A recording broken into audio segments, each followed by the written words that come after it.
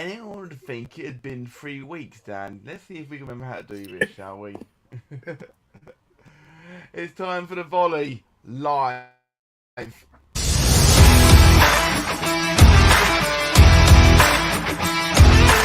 The following is a Matt Attack production for SJP World Media.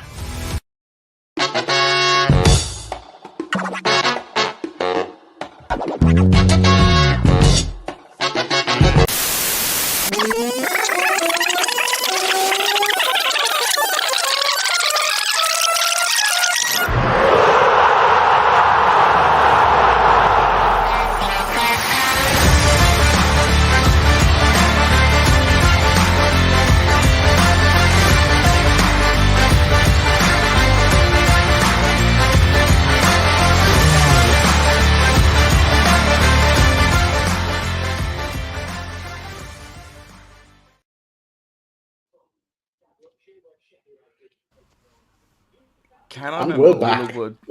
Exactly. Can I remember all the words we're meant to say here? I'm going to do my best to. I am the magnificent Matt Lewis, and I'm joined as ever by my brother from another mother, Mr. Dan Griffin. How are you, sir? Oh, I'm doing superb, mate. Coming through the other side of a migraine. The delirium's kicking in a bit, so who knows how today's going to go. It could be even more silliness than usual. That would be amazing, ridiculous, and part of the course, let's face it. We will be joined by Konor McCabe, close to kick-offs, about quarter of an hour's time. Glad to go back on the show. We'll get to that momentarily. Dan, lots has happened in the 3 weeks. Oh, hang on, we've got our first running. Dad, Papa Griff, you're live. What's your prediction for the game, Sheffield United Newcastle? 2-0 Newcastle. There we go. Ooh. Newcastle. Is that just because you've got Newcastle players in your fantasy team? Of course it is. It's going to score. Right. And Paul's going to say the penalty. I think my goal is. Has he seen the team sheet? No. on that perfect lead-in, actually. Thank you, Papa Griff, for that. We're going to touch on something down to do in a moment, but that's a perfect lead-in. I can't avoid doing this. We're going to talk about the team sheets. Yeah. Wes Foderingham in goal for Sheffield United. He's been very impressive this season. I think their backline sort of picks itself at this point, to be quite frank. Excited to see more of Gustavo Hamer in the middle of the park. And James McAtee, who signed for Sheffield United since we last covered one of their games, along with Cameron Archer. It was interesting to see how they link up top. Archer seems to be finding his feet as well, doesn't he? He does, yeah. I actually had him in my team when he was with Villa, but they seem more intent on bringing on John Durham. So they've loaned Archer out to Sheffield United, and on his first appearance, he got a goal and assist. Not a bad start. Not a bad start at all. On the bench, of course, they've got young Larucci again. Is he so young nowadays? I'm not quite sure. Me and Dan obviously know of him from his Liverpool days, where he was a left back, number 62, I believe he was at Liverpool. 7 away from being nice. It's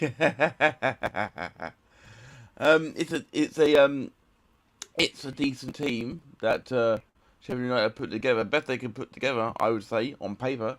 Here is the Newcastle team.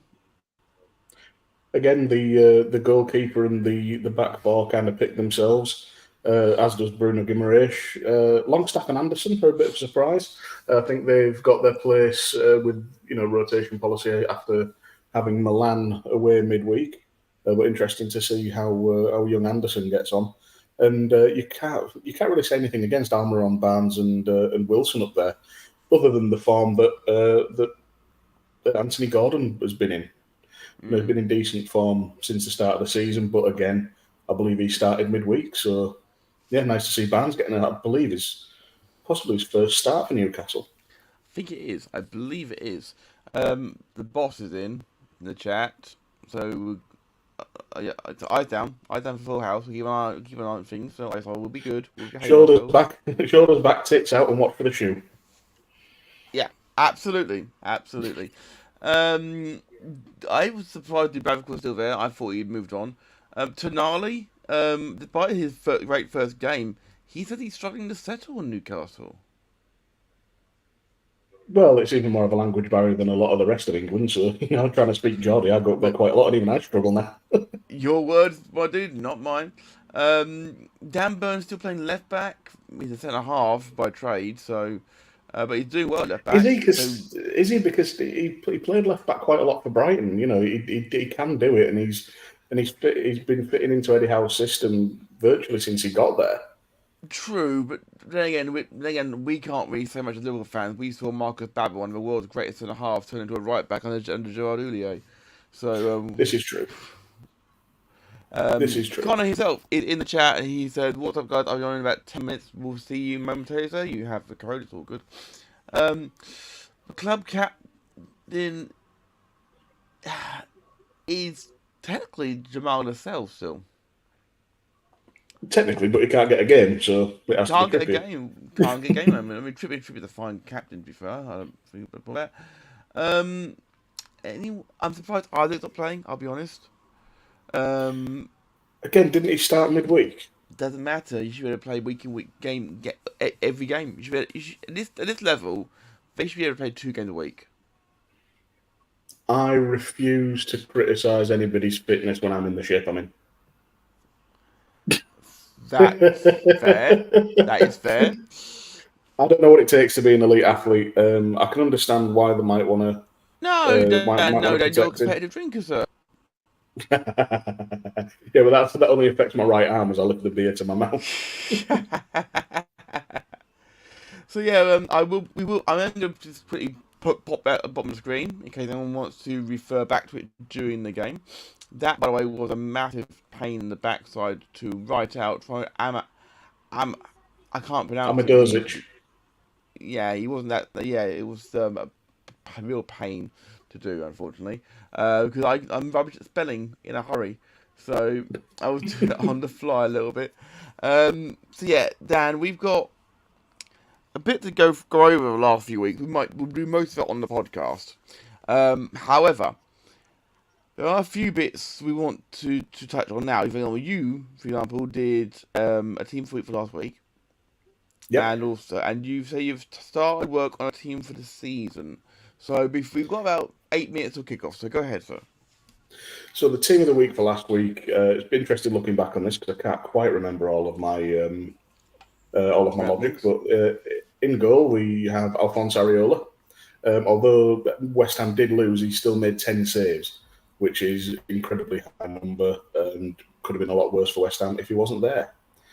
Quite frankly, right back Kieran Trippier, I believe, was there because just by virtue of Newcastle keeping a clean sheet and I needed to fit somebody in. At centre back was Lloyd Kelly for Bournemouth. Had an impressive outing. And another centre back who there's a bit of a theme for a couple of these. Jarell Quansah for Liverpool.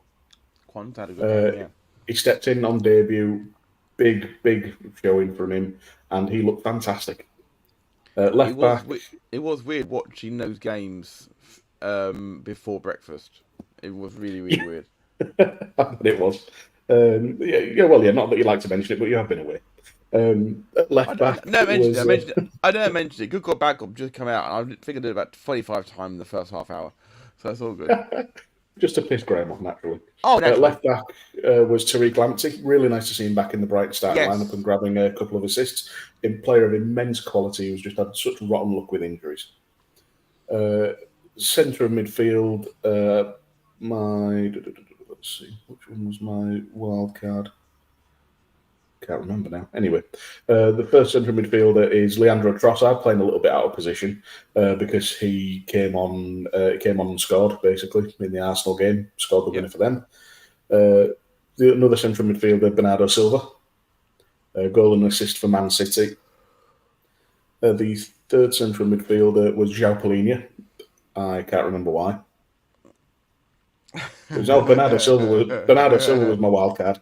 That was it because it was in the West Ham game. João Palhinha, can't remember why. I needed to pick a central midfielder, so there we go. Left wing was Moussa Diaby from Villa. Again, I think he scored at least one, and maybe got an assist as well. On the right wing, again making his debut for the club, was Callum Hudson-Odoi. Made his debut with an absolute screamer. And looked fantastic out on the wing. And up top, a player who we have ridiculed on this podcast, but basically turned it on his head, is Richarlison. Because he came on, he ended up playing half an hour with all the added time. Goal and assist to turn the tide for Spurs and winning the game. It stuck in my craw a little bit, but he had to go in. Well, it's okay because it's back to form today. Yeah, came on and did fuck all. Came on, did fuck all, yeah. Absolutely. Yeah. There you go. And just to quickly run through... 10 minutes in, first F-bomb, there you go. Yeah. Just to run through my rules, because I've got a squad of the season, which we'll go into more detail on the podcast version. And it wouldn't be me without some caveats. Of course. So there has to be one player from each club. And it's a bit like picking an international squad. I've given myself 3 keepers, 6 defenders, 6 midfielders, and 5 forwards. Before you carry on, Dan, I've just noticed something on the screen as the players have just started coming out. All of the Sheffield United players are wearing Cusack 8 shirts today, which is a nice touch. It is. Sorry. It is. No, it's fine. That had to be acknowledged. One player per club, 3 goalkeeper slots, 6 defenders, 6 midfielders, 5 forwards, and I have set up a starting 11, which I don't think will change after today's fixtures. But we'll get into that on the actual podcast, because I might have to do a bit of changing around, because it was an odd one with how it's panned out, because I'm there thinking, who do I bring in from this club? Some of them were absolute bankers. Haaland has to go in, for example, top scorer in the league. I will say we are in September still, Dan. He may break his leg and be out for the season still. Yeah, but it's the team of the season so far. And this will evolve over the season. So I think possibly do another one by Christmas, another one by the March international break, and then a final team of the season, so we can see how it's panned out incrementally. I like that. Much like your hatred for Richarlison, and it's going to evolve into something good. Yeah. I wouldn't say it's evolved. I just have to admit that I was wrong on one occasion. Well, a stop clock is right twice today, I guess. Why not? Yeah, exactly. But yeah, there's a couple of things I need to iron out on this. Like I say, I've somehow at the minute I've got Man U's standout player as Diogo Dalot, because I needed to fill a defensive slot and nobody else was particularly interesting to me, apart from maybe Bruno Fernandes. But then he's a petulant bitch and I hate him, so... Yeah. Yeah, the flag is at half-mast at Bramwell Lane for John Cusack, who passed away since our last Maddie Cusack. Yeah, John Cusack's an actor. My apologies to him. They're holding a minute silence for him. Which is not being terribly well respected. By us. Oh, my dad in the other room.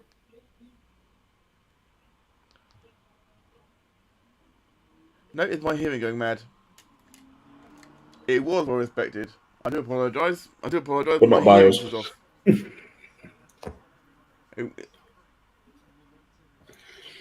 Yeah, 27 is no age for anyone to pass on. Speaking of someone who lost a good friend very young. Likewise, yeah. It's a horrific feeling. So my thoughts go out to the family and friends who I know probably won't be watching this, but it is one of the worst pains imaginable. Yes, and we may have some Sheffield United fans who are watching along with us who can't stand the commentary from Sky Sports, and for that, welcome. We obviously are more than happy to doff a cap, literally, to Mr. Cusack. May he rest in peace. Right.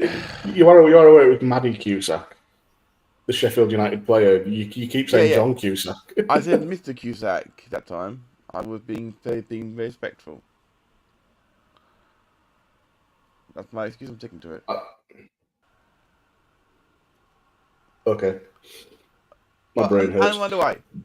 And underway. Yay, kick off. Yes, Connor, you are now late. You're now not getting paid by quarter-hour increments, so it's all good. Right, okay. So, just to bring it around to a bit of a lighter note, I do have something for Halftime Pie Club. Excellent. The Halftime Pie Club will be in effect today. If you are in the chat, do feel to send us your takes on the football so far this weekend. I would give out a text number. We haven't got one, so just add it in the comments below. And we will get to it as the game goes on. What do you make of this Newcastle shirt combination, Dan? I'm not really sure. I'm getting a Dortmund vibe. A little bit, yeah. But I'm a fan of as a wrestling fan. I quite enjoy a darker shirt. Most of my wardrobe is black t-shirts. But yeah, it's somewhat different. This must be Newcastle's third kit. No, their third kit is the Saudi Arabian home strip. All right. I thought that was their actual away shirt. Quite like it. Yeah, flaunting the wealth with the gold shorts. Yeah, I mean, to be fair, it's better than flaunting something else that Saudi Arabia weren't known for, I guess. So, well, yes. So as the game is getting underway, and it's a little bit niggly right now. Should we at this moment pay tribute to the catastrophe that is Moises Caicedo, as we do on this show? 150 he's not having a good million, time.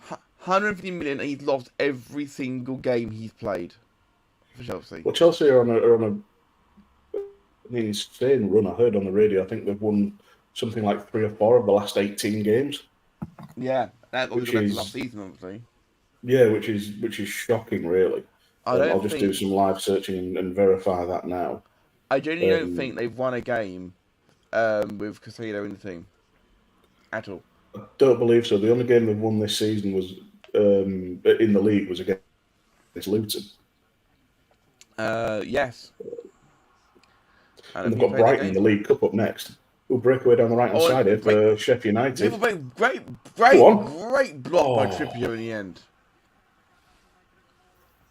I tell you, that was sad. We've said watching Sheffield United that there is a lot to come from this team. Yeah. They are no mugs. He's completely on his own. He take the touch. Maybe he should have took it first time, but yeah, possibly. It's easy to say. Just going to quickly turn it down slightly because I think that Jamie Carragher's voice may be coming through my microphone, which no one needs some of the day. I say it with love and affection, Jamie Carragher. I was going back through the Chelsea fixtures there and just realised that I was accidentally counting club friendly, so this is going to go well. Well, if that includes the club friendly, that's not good, dude. Well, this season, in all competitions, Chelsea have won 2 in 7. Wow. And he's paid 400 million again? That's not good. They've won 3 of the last 21 fixtures in all competitions. 3 of the last 21? That's relegation form. It very much is. And that was against, the wins were against Bournemouth,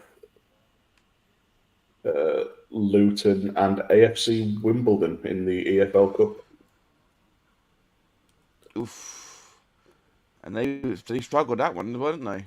Maybe super correctly. It's not pretty. It's not pretty.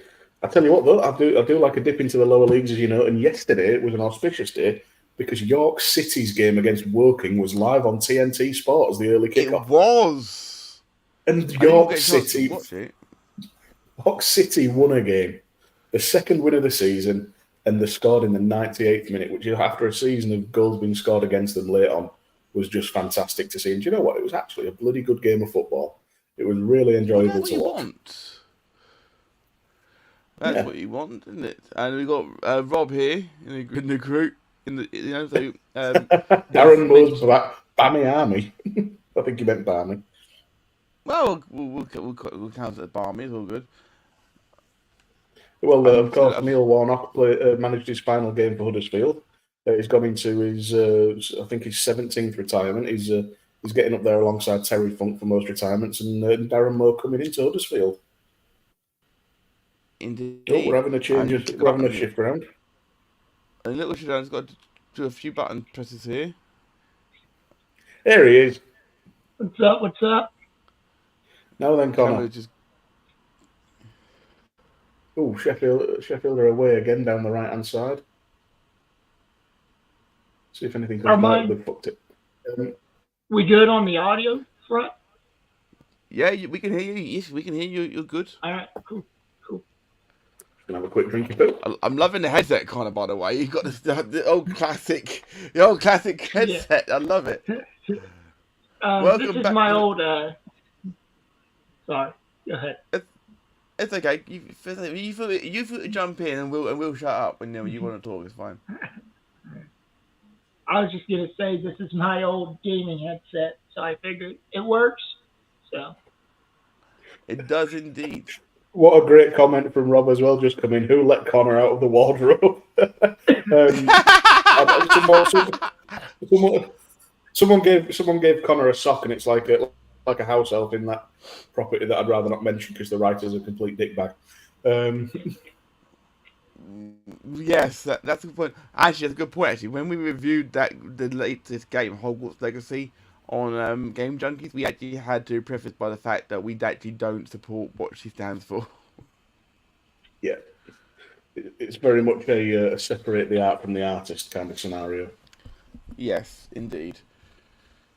So yeah, we are for people wanting a time check. It is 6:53, 4-5 in this game, and a shot is taken there by Callum Wilson, and it's saved by Fodringham at the near post.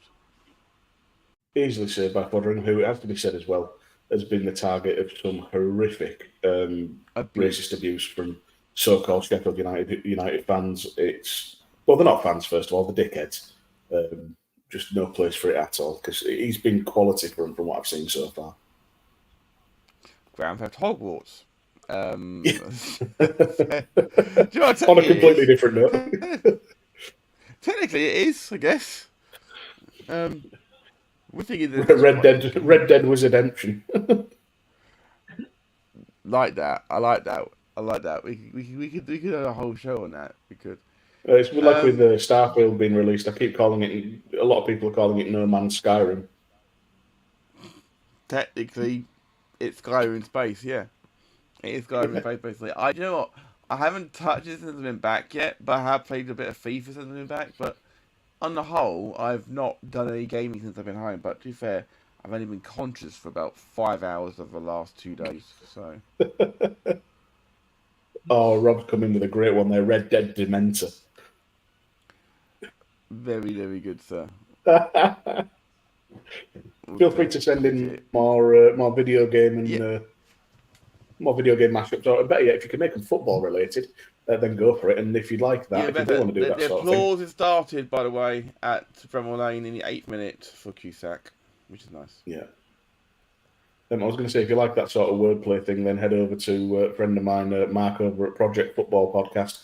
On his episodes, he does a segment called Play on Words, where he picks a topic and you've got to mash it up with football, which has been quite fun. Now, on Thursday night, during the Europa League games, say Thursday night for you, Dan, of course, it was mid-afternoon for Connor and myself. I say that because I was in America still at the time.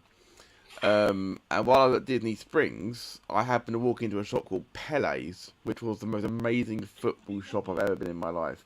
Had shirts from everywhere. I think Connor actually said, "Where the hell is this shop? I need to go there." And I said, "It's at Disney Springs. It's called Pele's." They had a massive screen, which was maybe a 60-inch flat screen, and it had the CBS English commentary of Liverpool versus LASK going on. So when Diaz scored his goal, I actually punched the air like, "Chris, I'm happy, let's go," before it goes badly. Let's get out of him before it goes tits up. People Exactly. say back to this game, Harvey Barnes is down injured, which isn't a good sign. 10 minutes into his first start. It isn't indeed. Newcastle's next 6 fixtures, of course, as well, are going to be pretty tough. They are City in the League Cup, Burnley in the Premier League, and then they've got PSG in the Champions League. The first round, yeah. No, it's not 2-0 yet now. That PSG game in the Champions League is going to be interesting. Is that at St James's? Do you know what? I might have a cheeky bet on Newcastle if it's at St James's, because I've got a feeling they'll approach it very differently. Yeah, Barnes is going off. You'd think the eyes are going on, wouldn't you? It's unfortunate. Yeah, I'm just trying to see who else they've got on the bench. Oh, the blonde guy. That's Anthony Gordon. Oh, no, it's not he's ginger. My bad. It's Anthony Gordon coming on. Well, you surprised he didn't start. Yeah, I was. He's had a 10-minute sit down. He's good to go. Some were quite happy. Rob is top of the Product Football Fantasy Football Championship. Good for you, Rob. Good for you. I'm doing pretty well this week. I'm doing pretty well this week. Ian and I had Salah and Nunes both score for me today, so I was quite pleased. Have you still got Nunes as captain? He's my vice captain now. I've changed it to Salah. You jammy twat.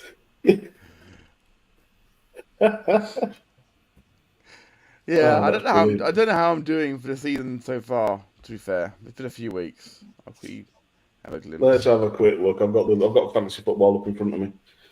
SJP World Media League. I'm bottom of the league. I've done so many transfers. You didn't. I hit the wild card and I got 45 points. I hit my free hit last week, which didn't work too well, and then I hit my wild card this week, and it's actually done something. Oh, Newcastle are potentially here. No. Of course, Matoma and Lamptey didn't start.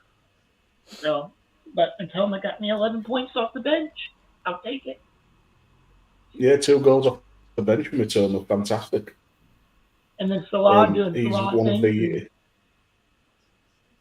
Yeah, Matoma's one of the players I might have to rethink about my team for the year so far. Actually, I have to correct myself. My current starting 11 is Ramsdale, Alexander-Arnold. Obviously, he's out injured, but he will be back. Ben White, Udogie, Vardiol, Salah, captain, Bowen, Sarr, Saka, Darwin, and Haaland, who is my vice captain, not Darwin anymore. So, yeah, my bench is Turner, Lascelles, Nakamba, and Moore, and they've called me a total. Sheffield United are on here. Oh, it could be any. What a ball! Oh, he blocked it. I think that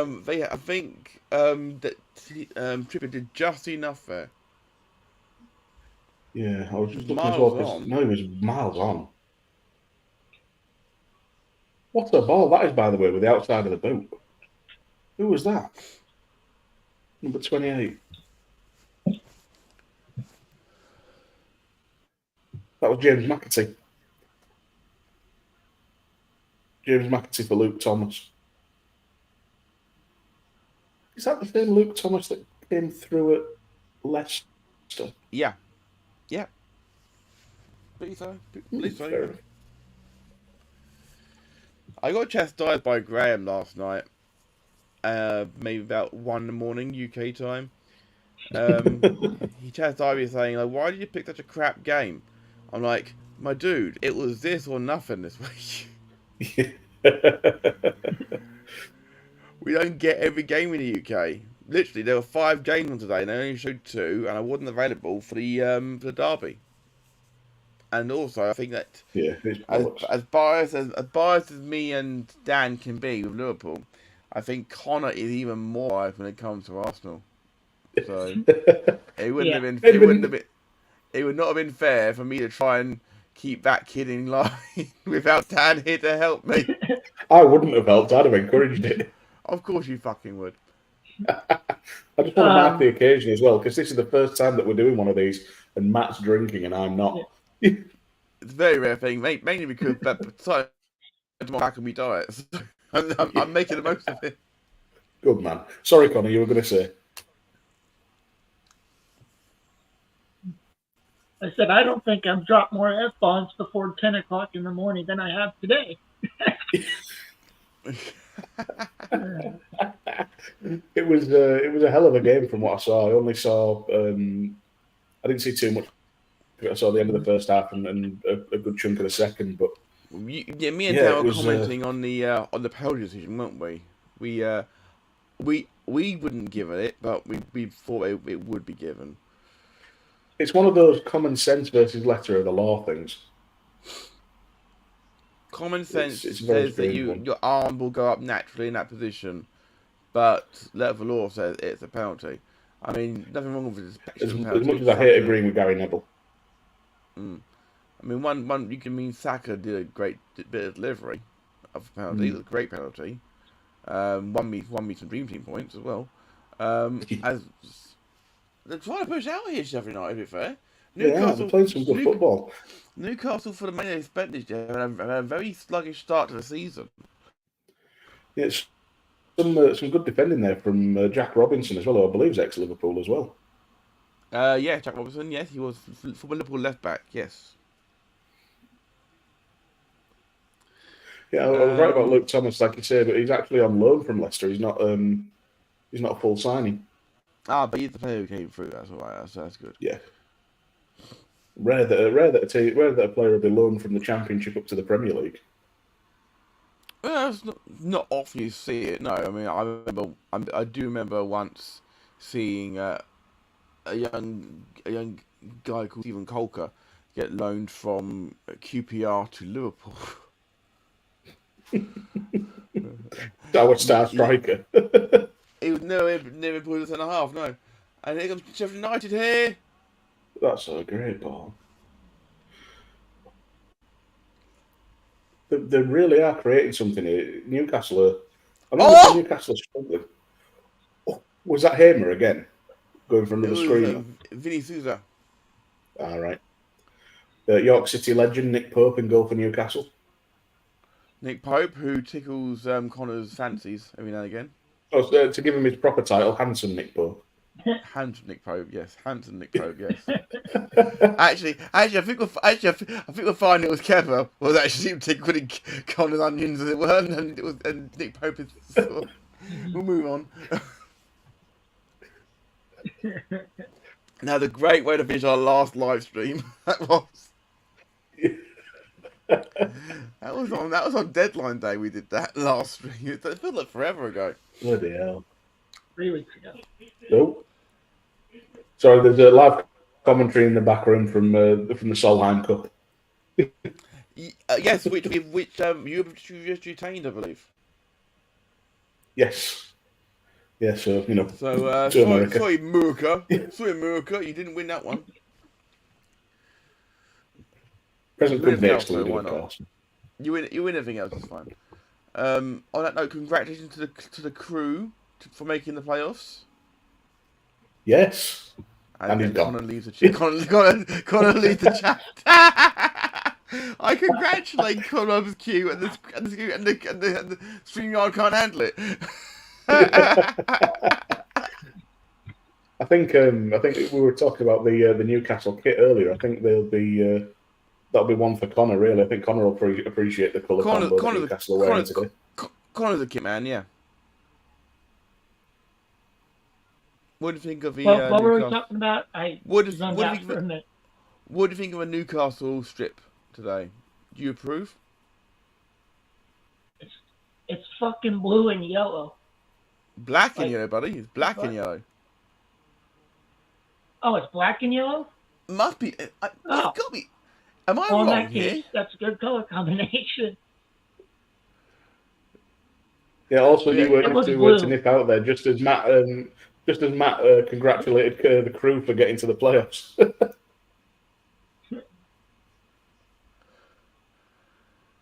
I think it is. I think it's a very, very deep blue. I think Connor's right. In that case, I do apologise. From distance, it looks black, but that's Yeah. a bit of.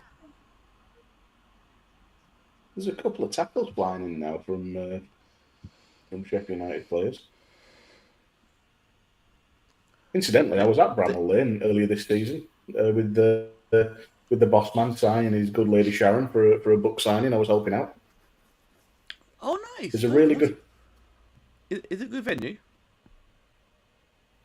Yeah, it was one of the function rooms. Really good. Yeah, really good. And we, me and Si, weren't allowed any food because we were just to help. So we had to go to the petrol station down the road, and it was one of the best petrol stations I've been to because it had a massive bank of American snacks and drinks and stuff that you don't normally see in the UK. It was like a little spa, and there was a summer in this. I ended up spending about that ball went out. Longstaff smashes the ball home, but that has got to be looked at because I am certain that ball went out on the byline. But VAR won't check that. Yes, they will. Because what was it, Man United?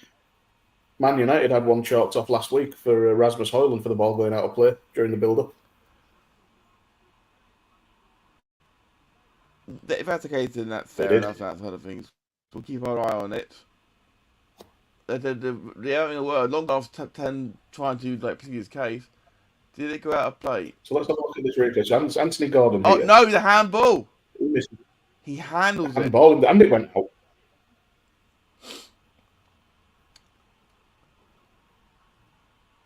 That should not. The whole ball does not. Oh, the whole ball didn't go away.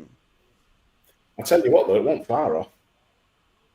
Yeah, because the watch would have buzzed, wouldn't it, if it gone out of play? Yeah, true.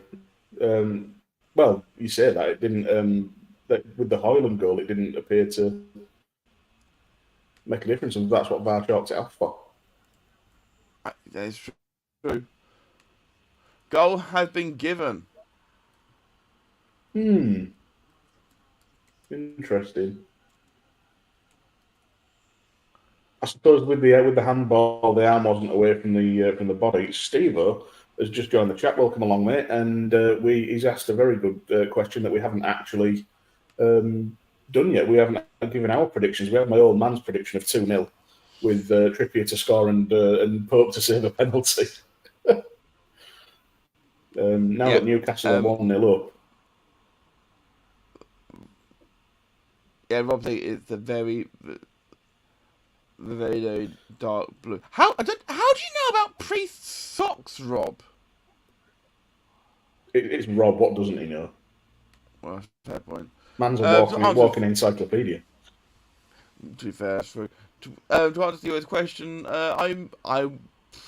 Newcastle's been so in and out of form. I'm going to say 2-2. Compare Desmond. I'm going to go for Sheffield United to come from behind and win 2-1. Okay, lovely. And we'll get. If you'll excuse me, I'm just getting a phone call. I'll be 2 seconds. I am going to go Newcastle 3-1. Newcastle 3-1 corner. Thank you, sir. Yeah, it's like they said on Father's Head. Oh, fair enough. I will take it. I'll take your word for it then on that side of things, Mr. Rob. Connor, welcome back. I go away for a minute and it's already 1-0. Yeah, it was a Longstaff finished the goal.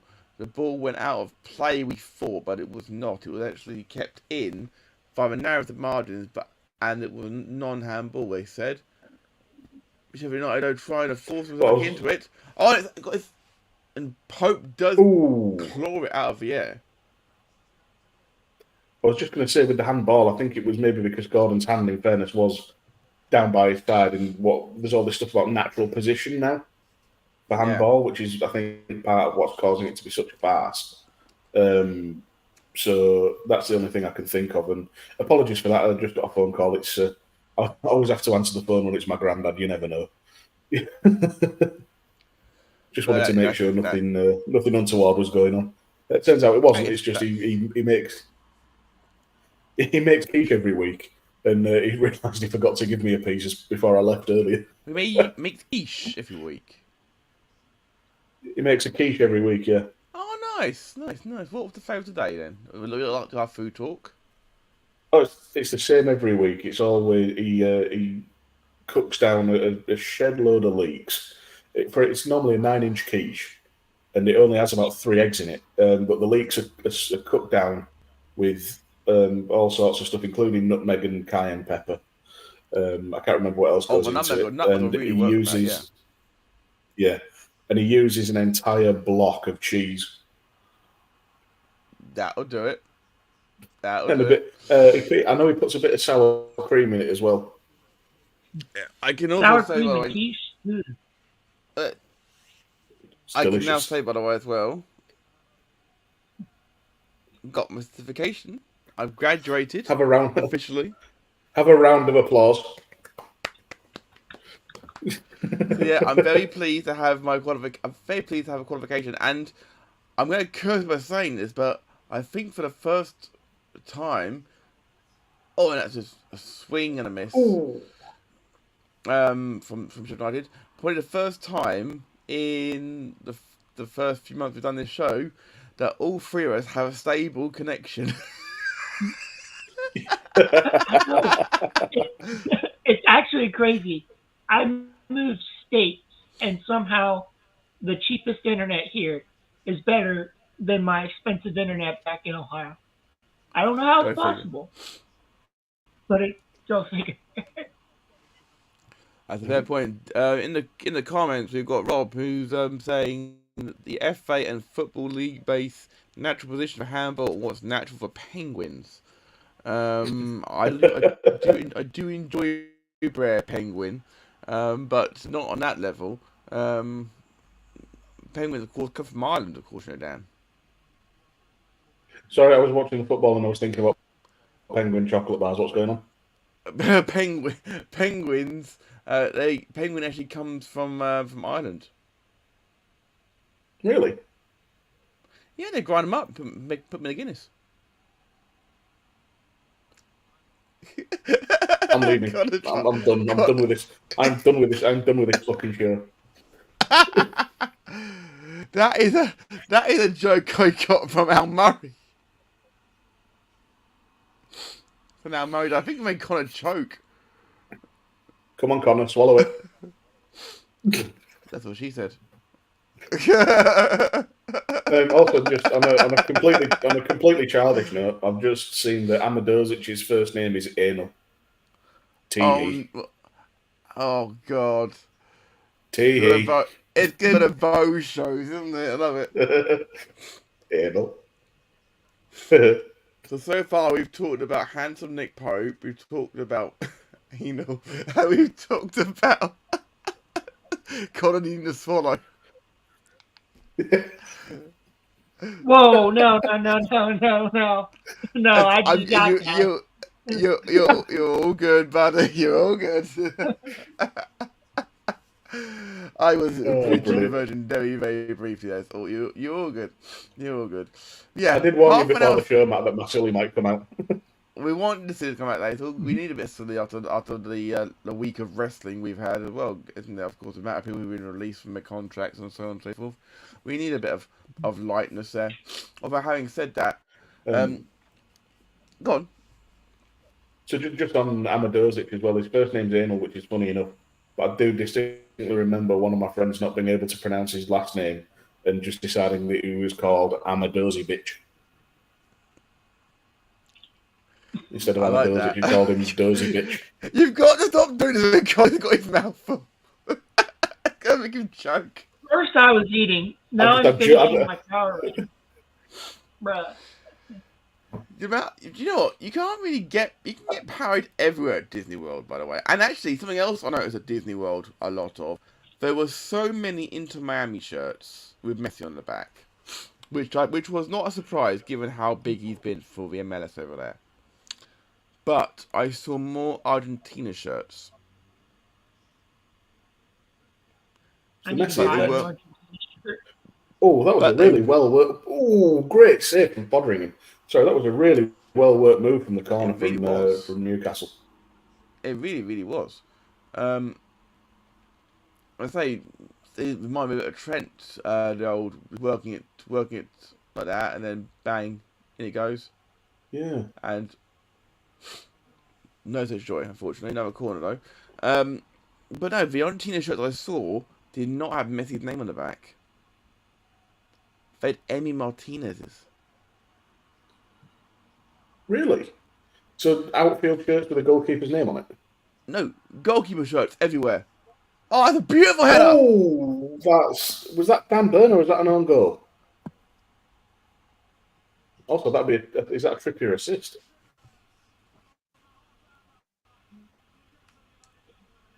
Look how small Trippier is. He's tiny.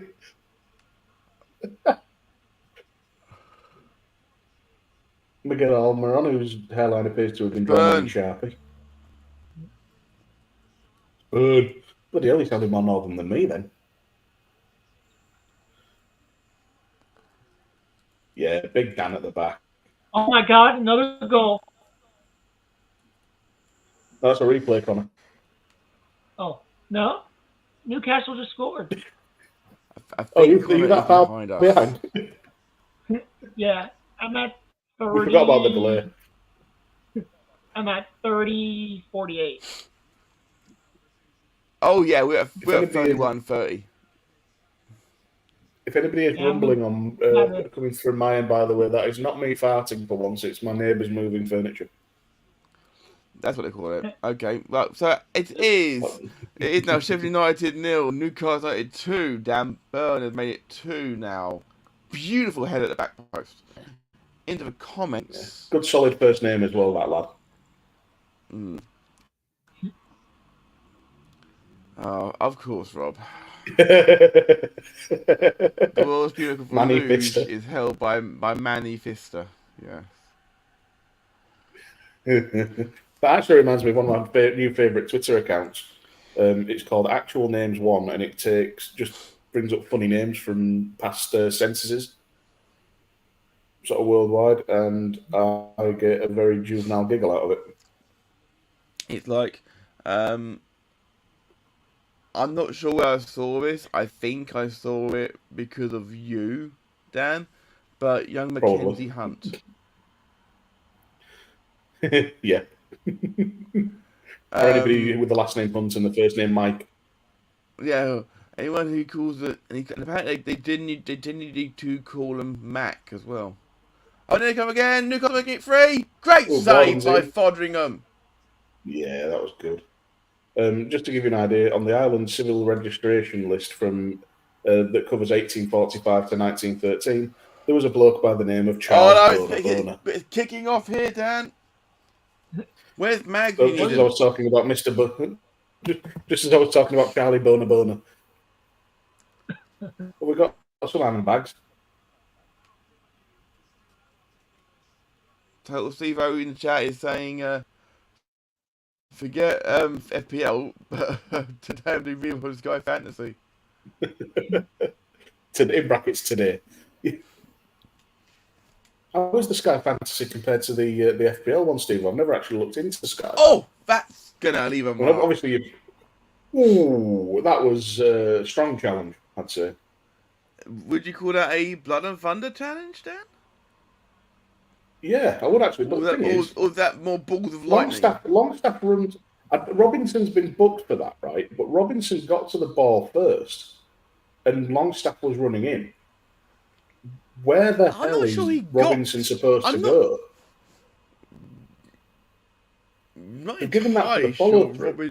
Well, Robinson doesn't get the ball, what? Mate. Sorry.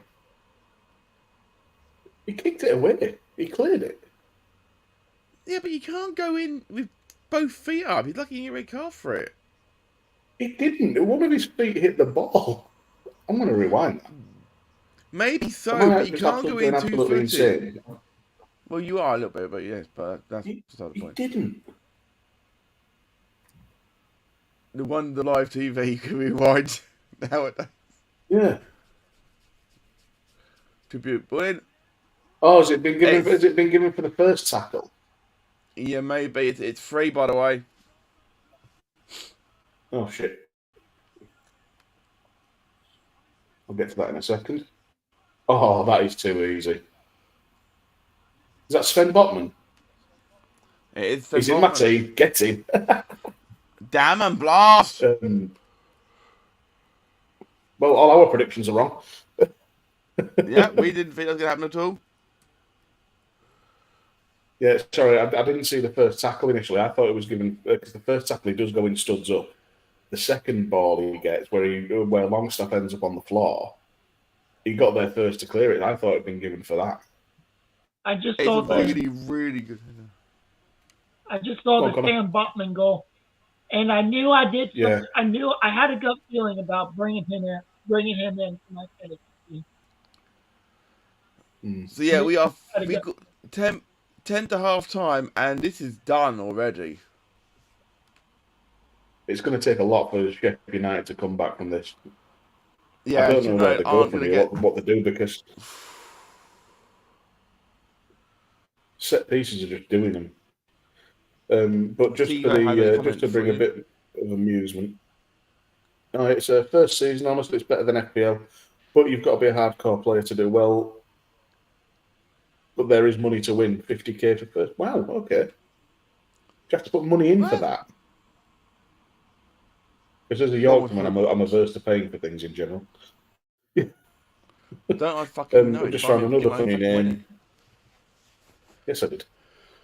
You just don't remember it. I was drunk most of the night. Yeah, so I was working on right.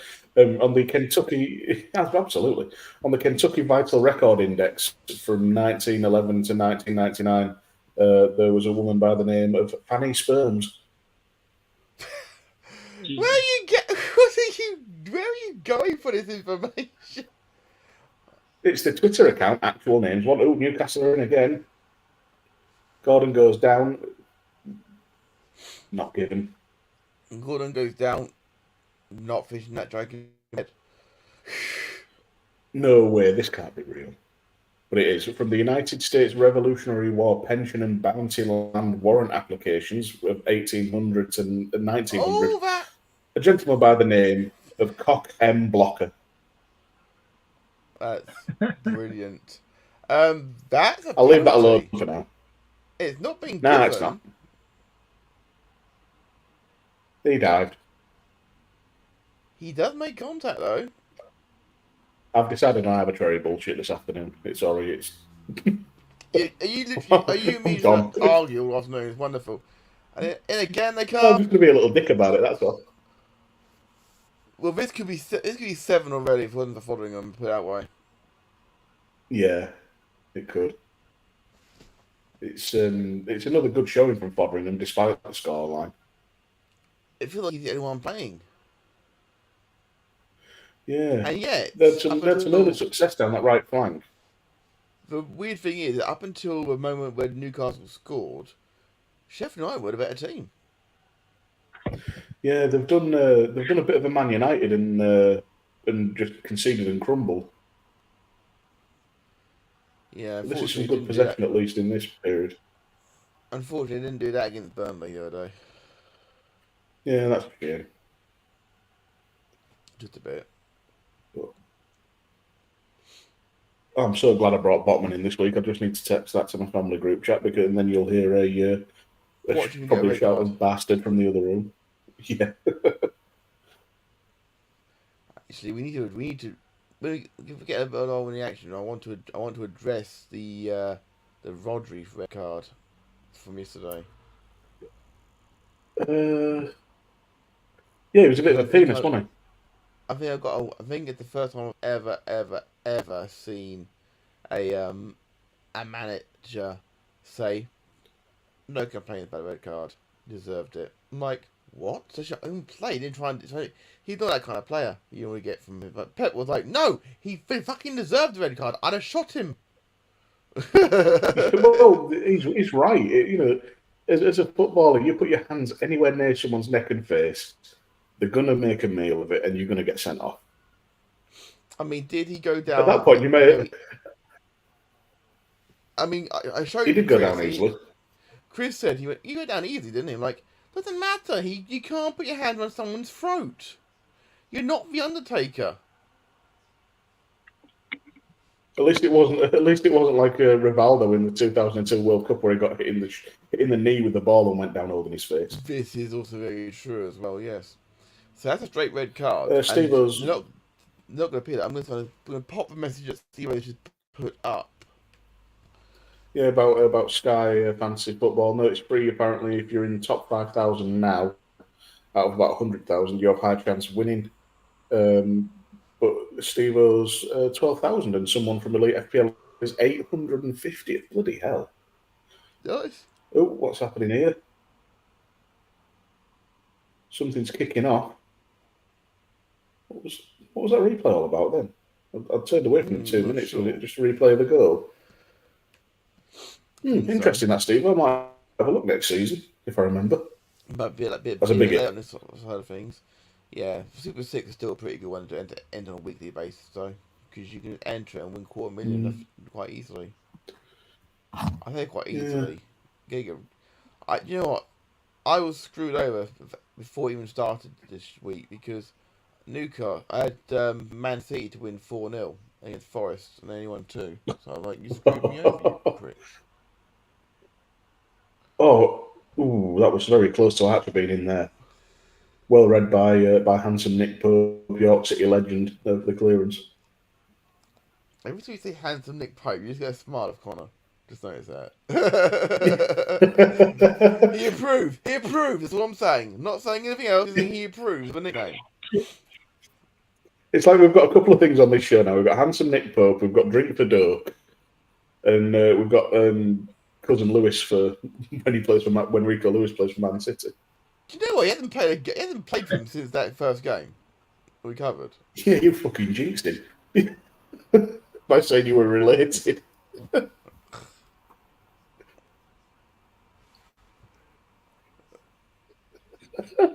And again, Callum Wilson in again. Another save. He's no mug, isn't foddering him. He really isn't. I've saw him play quite a few times for Rangers as well over the years, and always thought he was a good keeper. If he keeps getting abuse, sorry, go on. If he keeps getting abuse, then one, anyone like that, you're a dick. But also, he's the one keeping it down right now. Yeah. Ridiculous is what I'd call it. 32 now, Foddering as well, so he's still got a good few years in him at sort of top level. It's just at one point with his performances for Rangers, I think it was in the Gerrard Invincible season. There was a lot of talk about him for England, just trying him out, but with Southgate's little club and little clique, that's never going to happen, is it? No, fortunately not. Carabao Cup is this week, of course. Man United and Palace is one of them. Oh, hello. Yeah, and I think it's Newcastle Man City on Wednesday. Steve-O says the regular contributor for a channel in FPL, he's 150th, and it's not Connor.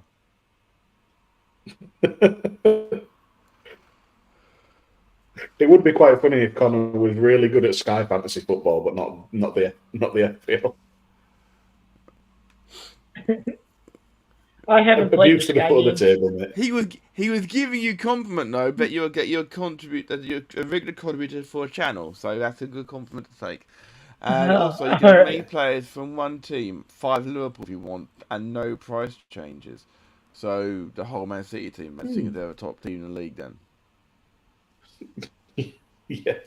You could. But again, as with a lot of fantasy football, it's knowing when to play your differentials, isn't it? Like today, I'd have been better off captaining Salah or Saka than Haaland, but I had to go Haaland because it looked like the sure thing.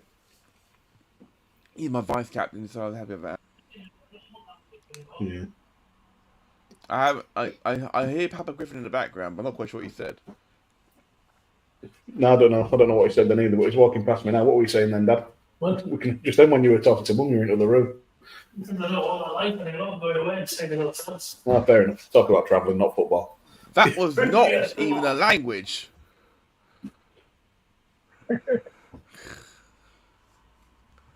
I said as someone who was translating from English into American and back for the last 2 weeks as well. So there are some Americans, Connor, who can't understand what I'm saying.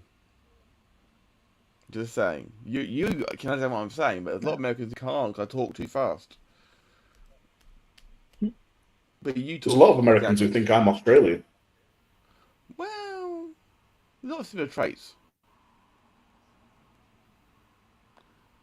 You're quite laid back. You like a drink. Alcohol consumption, yeah. You like a barbecue. This is true. Who doesn't like a barbecue? I haven't had the barbecue out this year. That's been a misstep on my part. Well, we did invite you to. We did invite you to Chris's birthday barbecue, but it was quite a way to come. It's a bit of a trek for dinner. I'm taking this one, by the way, for Steve-O. I got Darwin in Sky because of you, Matt. I was right though.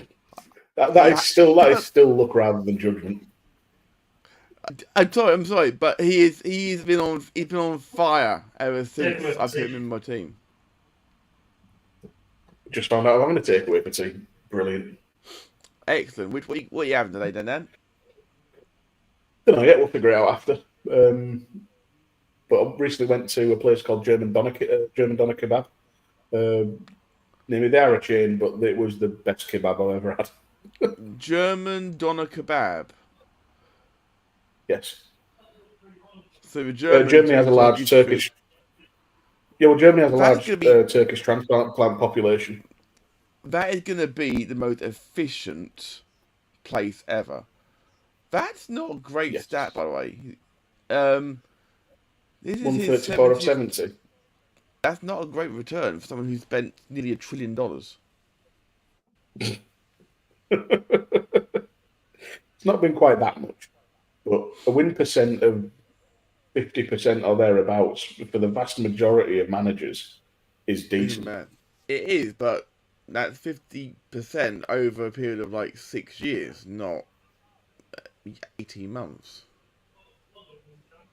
Well, that means there's time for that to improve. Well, you better, because we're not sure how Saudis deal with sackings yet. Well, I don't think it's going to happen this season because he's come into Newcastle. He's got him into the Champions League. Who? He's got that hat on. What does he look like? That idiot. It looks a bit small. I can hear Papa Griffin in the background just shouting, "He's just giving it away!" Oh, I don't know what he's on about. He's had a couple of beers. Oh, bless him. Well, it's a Sunday afternoon. We gotta have him on at some point. You can hear everything he says anyway. I know, but we might as well give him a microphone and actually put him on camera. Rob is commenting about German doner kebab. The one in Huddersfield takes 3 hours to get an order out, so efficient isn't the word I use. Well, to be fair, you're in Huddersfield. That's what you get. That's what you get in the third world of South Yorkshire. So we have about another 3 minutes to play. Sorry, yeah, mate. I was just going to ask how your guys' weekends went. Well, I've been getting over my jet lag for the most part, so rough. It's the way I would describe it. On the whole, not too bad though. Not been too bad. I've had way worse weekends. Dan, yourself? Yeah, pretty chill one. I'm at the start of 9 days off, and Rob, yes, I know. I realised when I said it's West Yorkshire, not South, but still. I've had a pretty chill one. Forgot my medication yesterday, so I've been dealing with a migraine most of today, so that was fun. But yeah, apart from that, all good. Not ideal, but you get through it. Went out for Japanese food on Friday night. That was good. I tried eel for the first time. Eel? Yeah, that was tasty. It was a samurai dragon roll, so it was eel on top of the sushi. Ooh. Really, really tasty. Imagine the same texture as mackerel, but without the intense fishy flavour. So the bit that actually makes it decent to eat then. Yeah, a bit more palatable. I actually like mackerel flavour though. So do I. But turns out I like so it. You take it away and no point to it. Still tasty. No, fair enough. Fair enough. I mean, while I was in America, I How was tried yours, scallops. Yes, kind of. How was your weekend been? Mine was good. I have the weekends off unless they need me. Yesterday, I stayed home and did a couple burgers on the grill. Watched the Ohio State Notre Dame game and watched the crew game along. So it was a very, very stress-filled, lost a couple years off my life kind of night. What? Oh, Newcastle. Sorry, that was just an immense save from Fotheringham. Well, Newcastle still building it up for me. I've also seen Newcastle player with his shirt ripped. All right. I missed that. Yeah, Gordon's shirt is ripped. Oh, They baby. have two. More importantly, Connor, what was on the burgers? I just put some cheese on them. A little bit of mustard. What kind of cheese? Good to go. Kobe Jack. Kobe Jack cheese, mustard. I approve. But speaking of food, it's just hit half time over here, so yeah, I want to go brace yourselves for the music change, guys. It is time for the halftime pie club.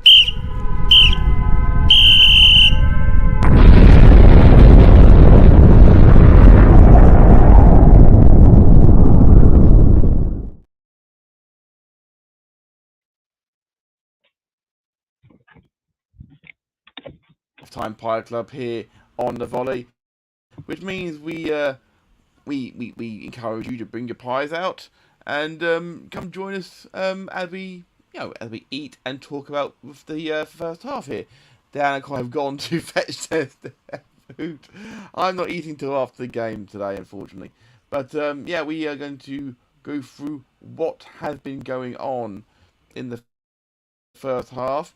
Obviously, it is half time. It's Sheffield United 0, Newcastle United 3. We will also go through the rest of the results so far today, which of course is clears his throat just for effect. We had today Chelsea going down 1-0 at home to Aston Villa, which no one would have maybe seen coming. Arsenal 2, Tottenham Hotspur 2 in the derby. Brighton have been recovering from their defeat in midweek in the Europa League to be 3-1 win against Bournemouth, and Liverpool winning 3-1 at home to West Ham United. As things stand, of course, at half time here in this game, it is Sheffield United 0, Newcastle United 3. Three very good goals overall from Newcastle. Sheffield United lacking a little bit in defensive properties, of course. But hopefully we can get more game out of them in the second half. There is plenty to talk about, of course, from the other games of the weekend. We'll be talking about that on the Volley Podcast, which you can find on the SJP World Media podcast feed. It'll be coming out tomorrow. It's going to feature us talking about what happened since the last show we did. So please do join us for that.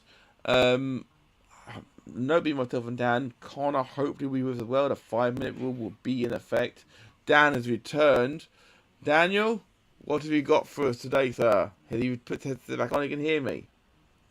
Yeah, I can hear you. I have today retrieved from my parents' travels. They were away somewhere near Chatsworth Estate, but they went to a butcher's in a little village near Chesterfield, Graham's old neck of the woods. Yeah. And I've got part of a pork and Stilton pie, handmade. Homemade pork and Stilton, eh? Okay. Yep, Stilton a bit of it strong instead of the crust. This is very strong as well. It's gone into that level of sometimes when you get a stronger Stilton, it can be like a little bit acidic as well. Yeah. But luckily, I love blue cheese. I've already tried part of this, so I know it's delicious. But okay, always good when you can get when you know something good before you even like put your laughing gear around it. Mm. You got more, Dan? Give us a sample of the flavour you're getting.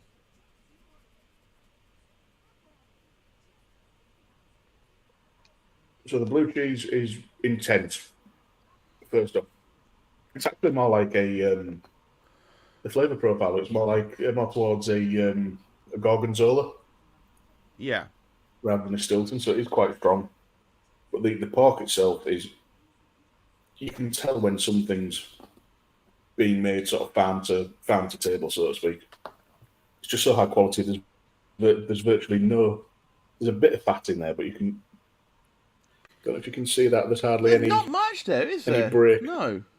Yeah, just enough for the flavour, but the texture of it is incredible. It's like a lot of the times you get chunks of, if it's not a fine grind, you get chunks of meat falling apart or chunks of fat and whatnot in there. But no, nothing like that with this. The pastry is just thick enough to support everything, but without being too stodgy.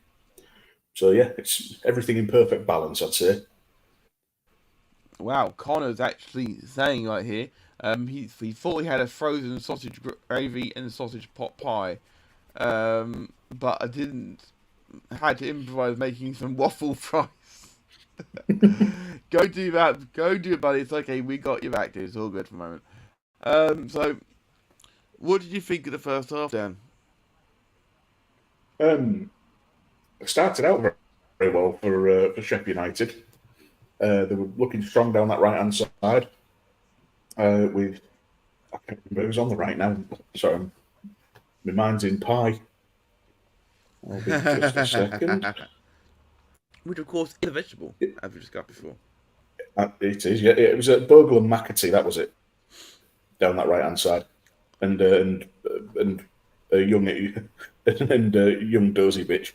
But they just couldn't convert, and then that first goal from Newcastle just knocked the stuffing out of them. Fodderingham's having a good game, as we've said. Yeah. But it's been something of an onslaught from Newcastle, really. The set pieces relentless. Just absolutely killed them. Yeah, I mean, Burns' header at the back post was absolutely stunning. Yeah, and that's what he's there for. You know, when you've got a Dan Burn in your team, you're going to the back post, but that run he made, and it looks like he's dragging the Newcastle, the Sheffield United defender along with it, because there's just no stopping a guy of that size when he's got the momentum. We're seeing Botman's goal now as well on TV, and I'm going to say it, I don't want to annoy the Sheffield United fan, but that was embarrassing defending. It's a bit soft. Fodder hasn't got a chance. No. But then they've put one of the shorter players marking Botman. So, you know, when it comes to that one-on-one, no, it's not. It's just not going to work. But I will give Botman some credit. Yes, it's quite short of defending, but he still had to adjust himself in mid-air because he'd gone a little bit too far with his run and had to sort of almost lean back and turn his head to get that finish. It's a good header. Also, as well, I will say, nice to see Sean Longstaff on the score sheet, because even with all the millions behind Newcastle now, he's a local lad, and he's come through the academy and all the rest of it. So it's nice to see that he's still got a place there. Dan Burn as well, I believe, is from Newcastle originally. I've just a little look, by the way, on social media, because I think it's always a good thing to see what people are saying. And a few people are saying, where's fucking Foderingham saving them from being 6 down at half time? Foderingham was a decent keeper. If Spurs get back into Europe, he'd be a good option as a homegrown backup. I can see that, perhaps. Yeah. Someone's saying, Why is Foderingham not time wasting? Where's Foderingham and his time wasting? 45 plus 6. Foderingham denies Gordon, tipping his deflected effort over. Yeah. Foderingham is the one keeping it that down. Unfortunately, the top comments, when you go onto X / Twitter, I'm going to quote the specimen who has said this. He's an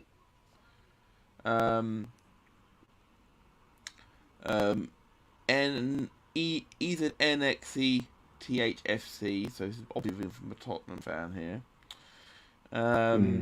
Most rigged game of all time. This is obviously from last weekend, I'm guessing. Bearing in mind that they actually won the game, Tottenham, let's get that. Yeah. Most rigged game of all time. I hope Foderingham and the ref kill themselves. I'm like, you don't. It's just pathetic. I mean, I can't wait till they get relegated. I'll never understand it. Wow. I mean, did he? Connor says he'll be back with us about 50 minutes. That's okay, buddy. It's okay. We'll catch you. You can catch us up when you get in. I'm just going to quickly drop that down to a 2 thing because it will annoy me otherwise.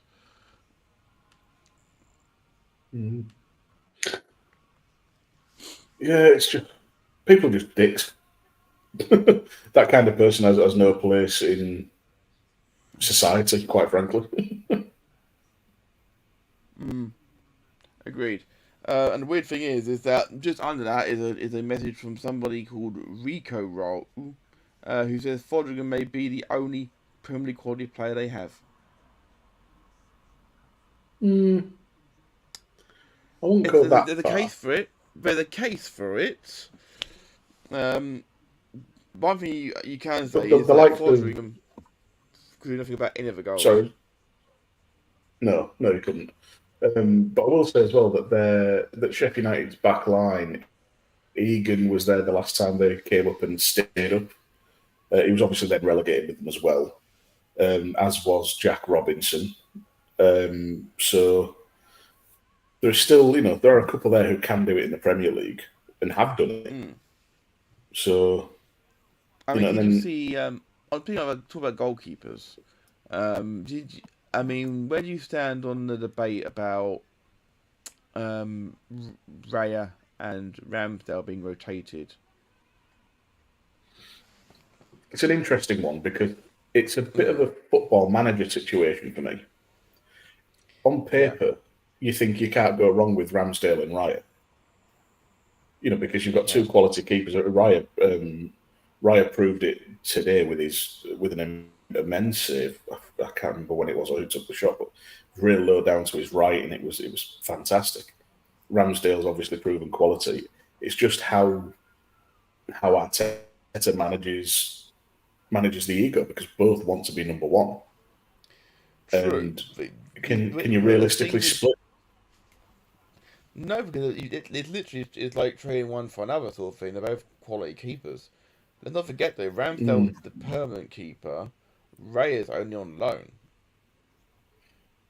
With the buy option that was designed to get round FFP. Of course.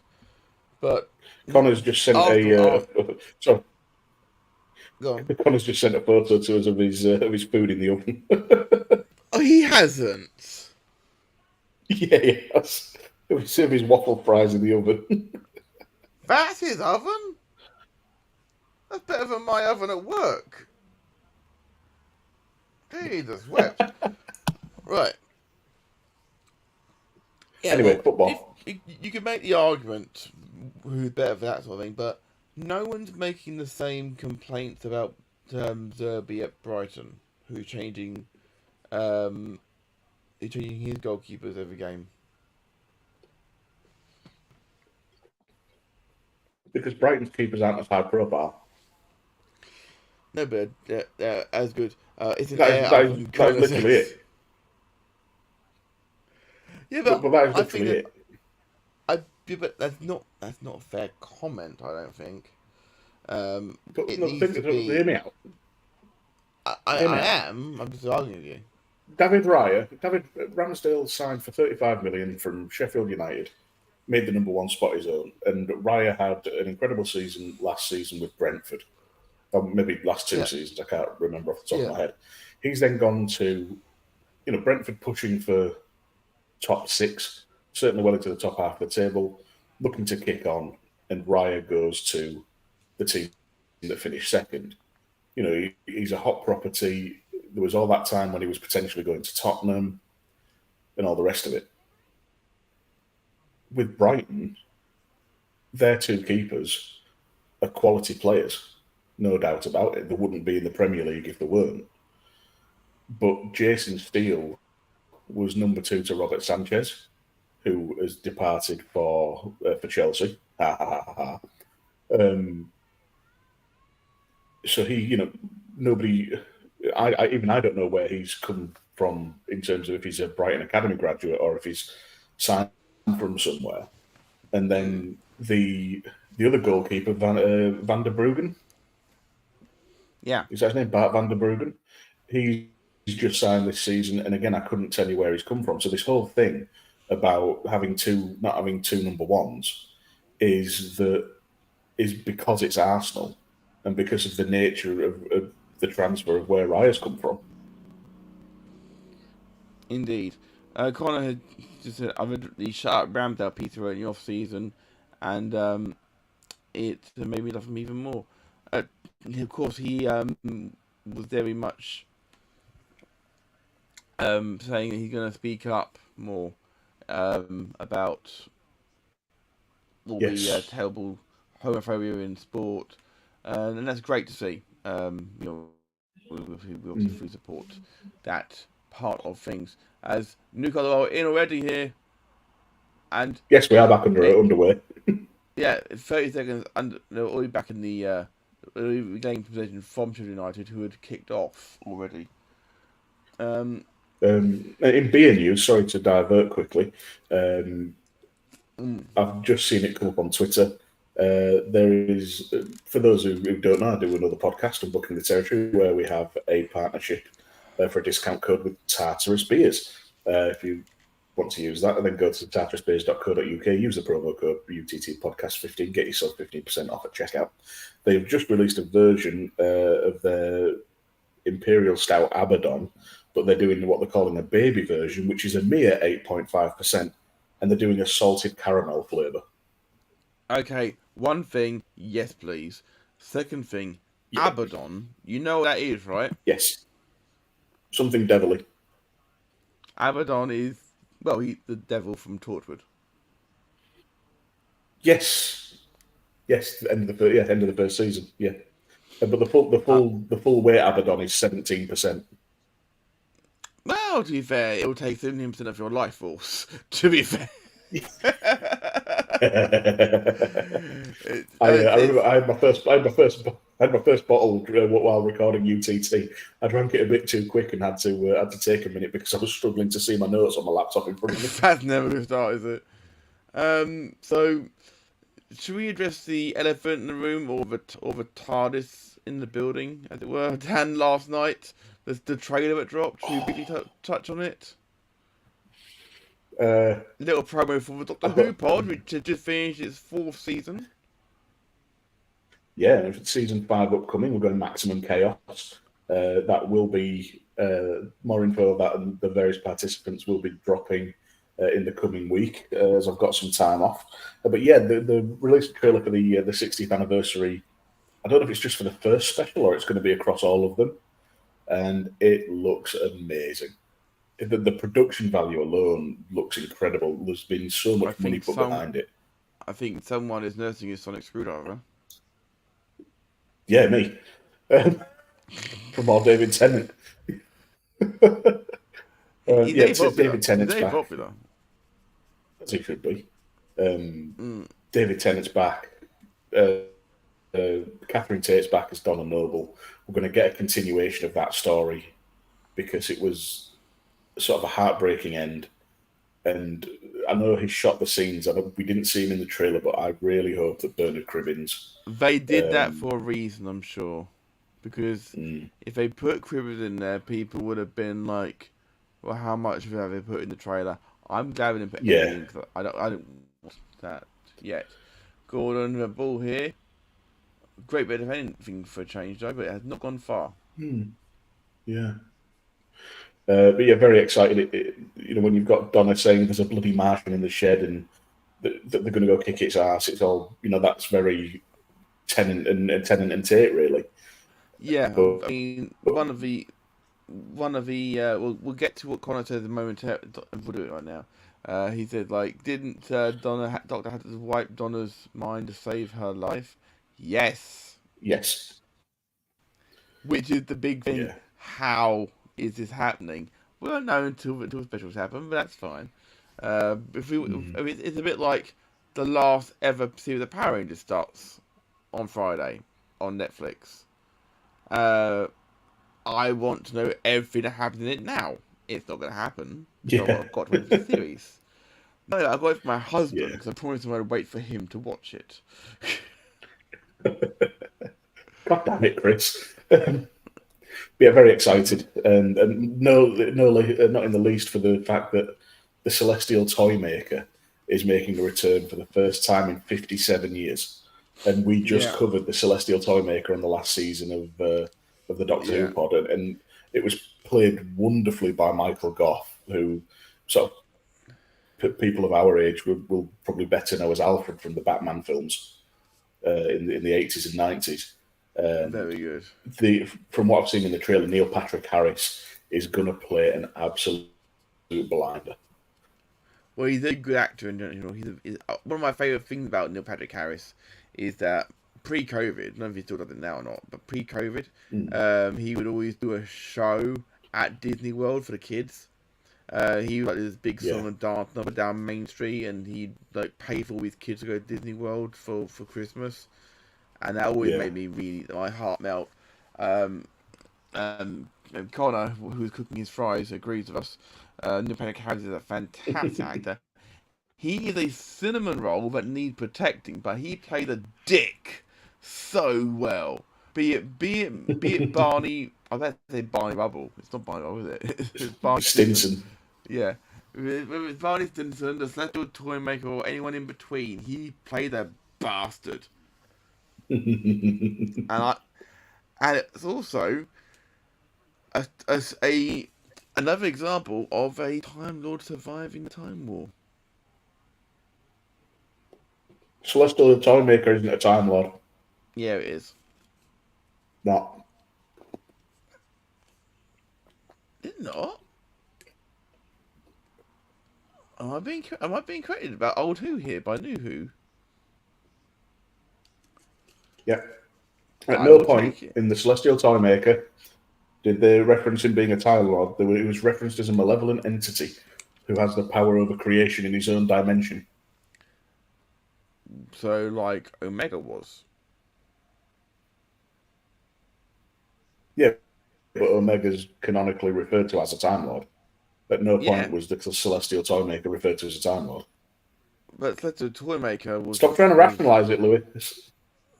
Just saying, the Celestial Toy Maker was around before the Doctor was referred to as a Time Lord. There's the potential for the Celestial Toy Maker to be a Time Lord, but it's not. Let's face it, after the last 5 years, anything's fucking impossible. Yeah, have you seen the retconning the Timeless Child story? Depends on your point of view. Yeah, but apparently it's come out that they are retconning the Timeless Child and then basically ignoring it going forward. It's popular to do that. Wait and see. One of the things that Chris has always had a point of view of is that whenever you get someone else come along for a show like that, when you finish playing with the toys, you can't put everything back in the box for the next person. Mm. And I didn't mind the Timeless Child side of things because it gave them an out for the future to have as many regenerations. Rob, don't get involved in this. No, do, because you're backing up.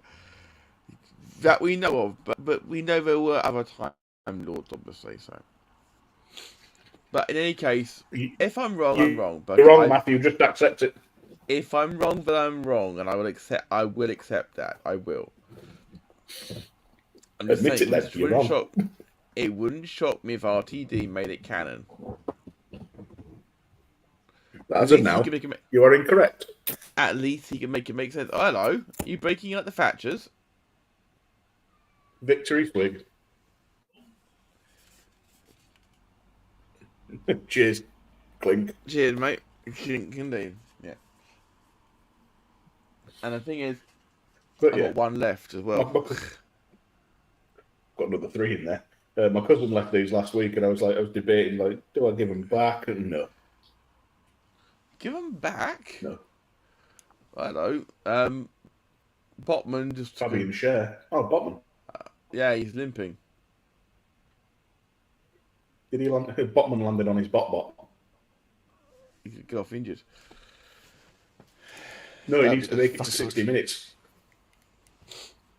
For my fantasy team. Very funny. Very funny.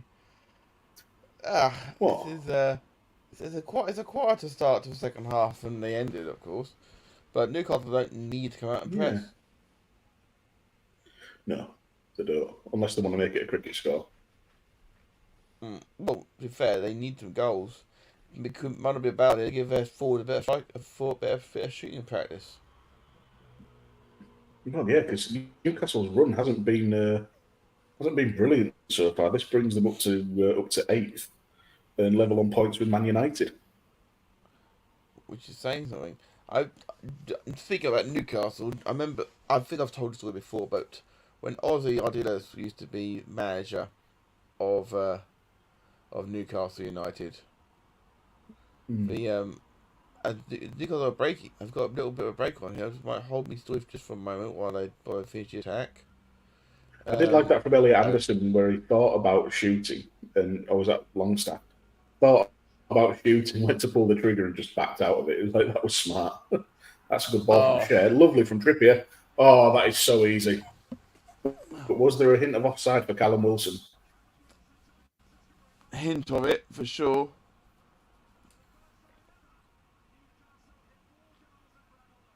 First time I've ever scored 4 at Bramwell Lane.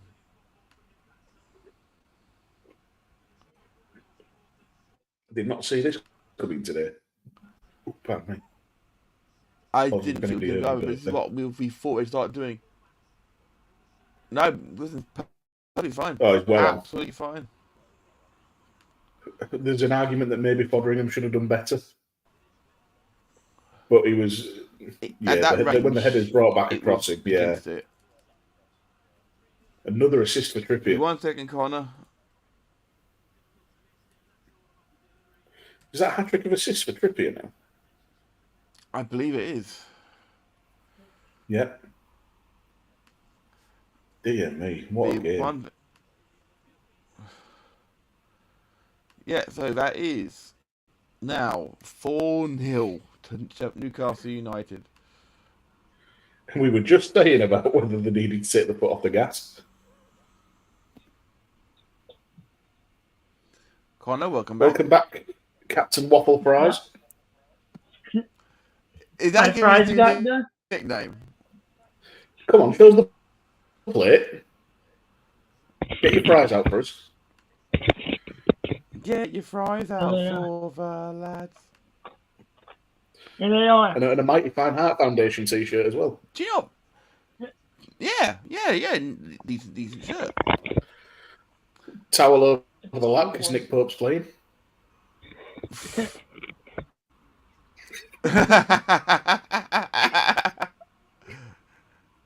Sorry, mate, I couldn't resist. It's actually fairly cold in the house, so that's why. Yeah. We'll move on. Rob in the chat is continuing to talk, saying, "In my own head canon, it makes, but I think it makes sense as the Doctor of Time travels. They constantly change the timelines. The enemy being retconnable in a canon is a result of Doctor traveling. So yeah, that could work. Yeah. More than the fact that he's degenerated for this regeneration, maybe that's affected it. I've now got the DX theme music in my head. Break it down. That's all it takes.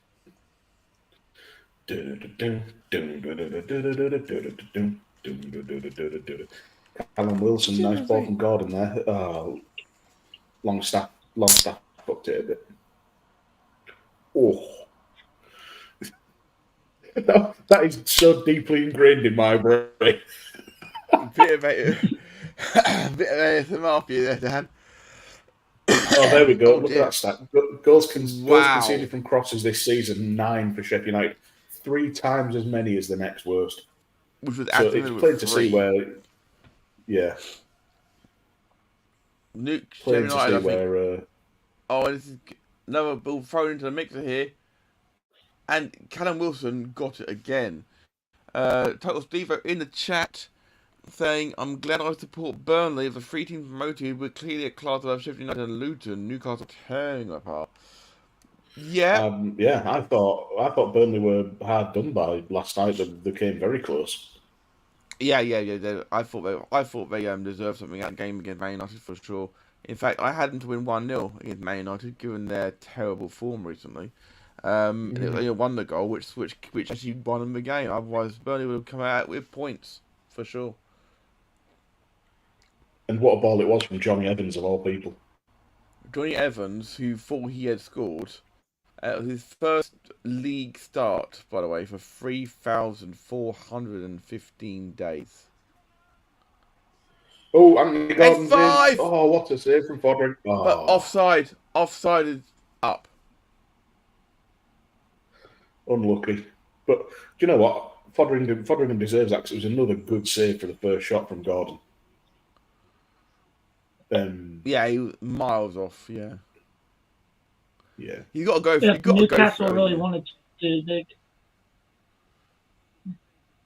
I was going to say to that point, if Newcastle really wanted to, they can score 10. That will set a new record. Is it the record like 9-0? Yeah, 9-0, and that is held twice by Man United against Ipswich and against Southampton, Leicester against Southampton, and Liverpool versus Bournemouth. Oh, that is 5. Oh my God! Now that one he should have done better. What a strike! Yeah, it's because that was the first one where Fodringham should have maybe done better. But what a strike! But one could argue it shouldn't have got to him in the first place. Yeah, the defense. I'm about to see it. Is very Swiss cheese at the moment. Gordon, that's it. Woo! Aye, Anthony Gordon. A handsome Anthony Gordon, I should say. Good footballer too. No, he's a rat bastard.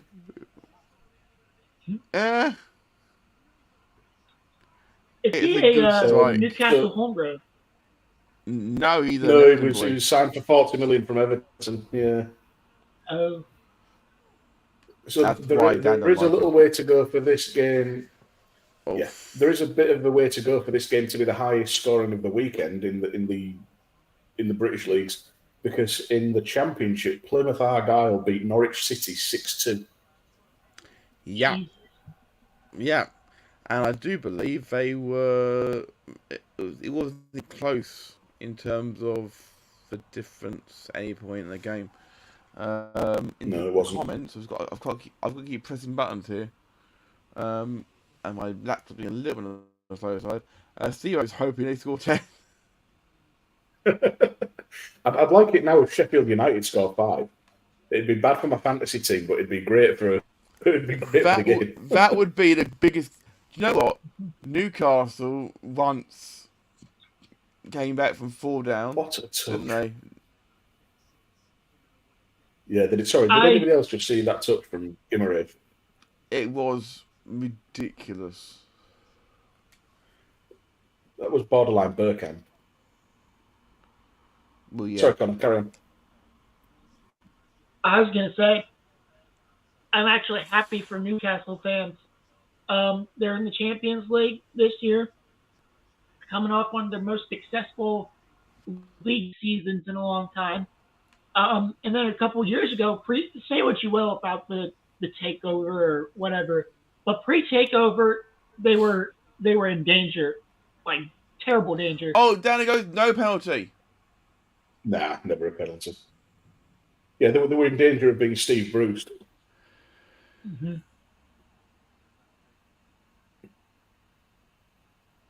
Robin not letting this go, is he?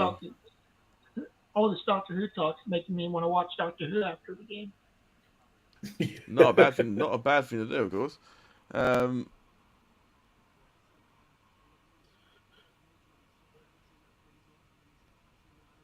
That's a good point. Yeah. That's a good point. Yeah. There's some time ladies who can just pick their appearances. I'll smile and nod.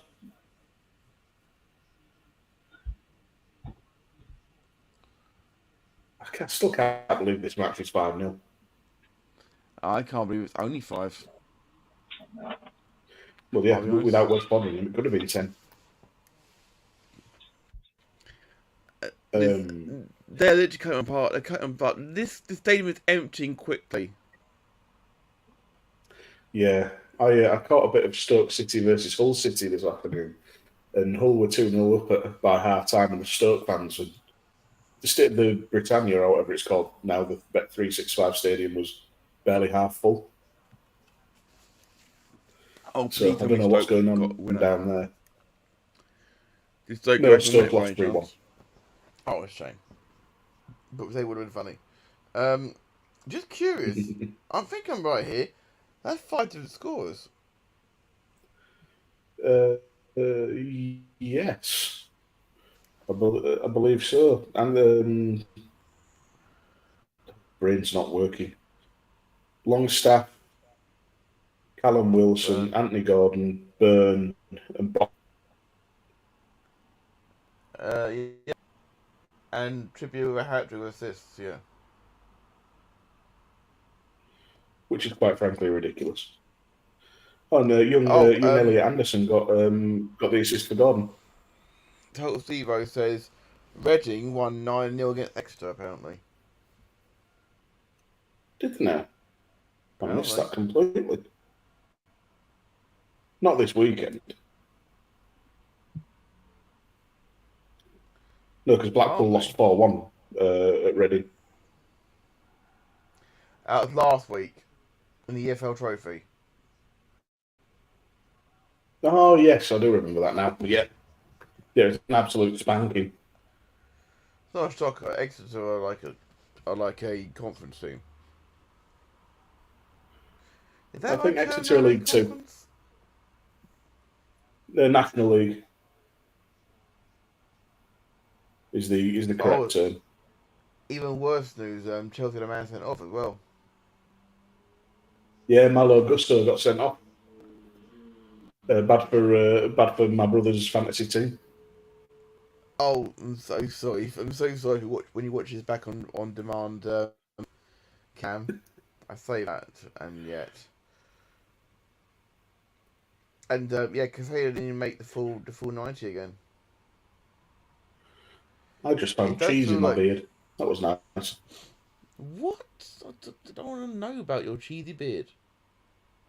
Well, it was from the pie I had before. It's not been there for a week. Sure. Not like last time. Sure. Steve said last week I should have added. That's right. That was a bit confusing for a second, mate. I need to go up again. It's 6. Oh, what's a ball? Oh, Jesus.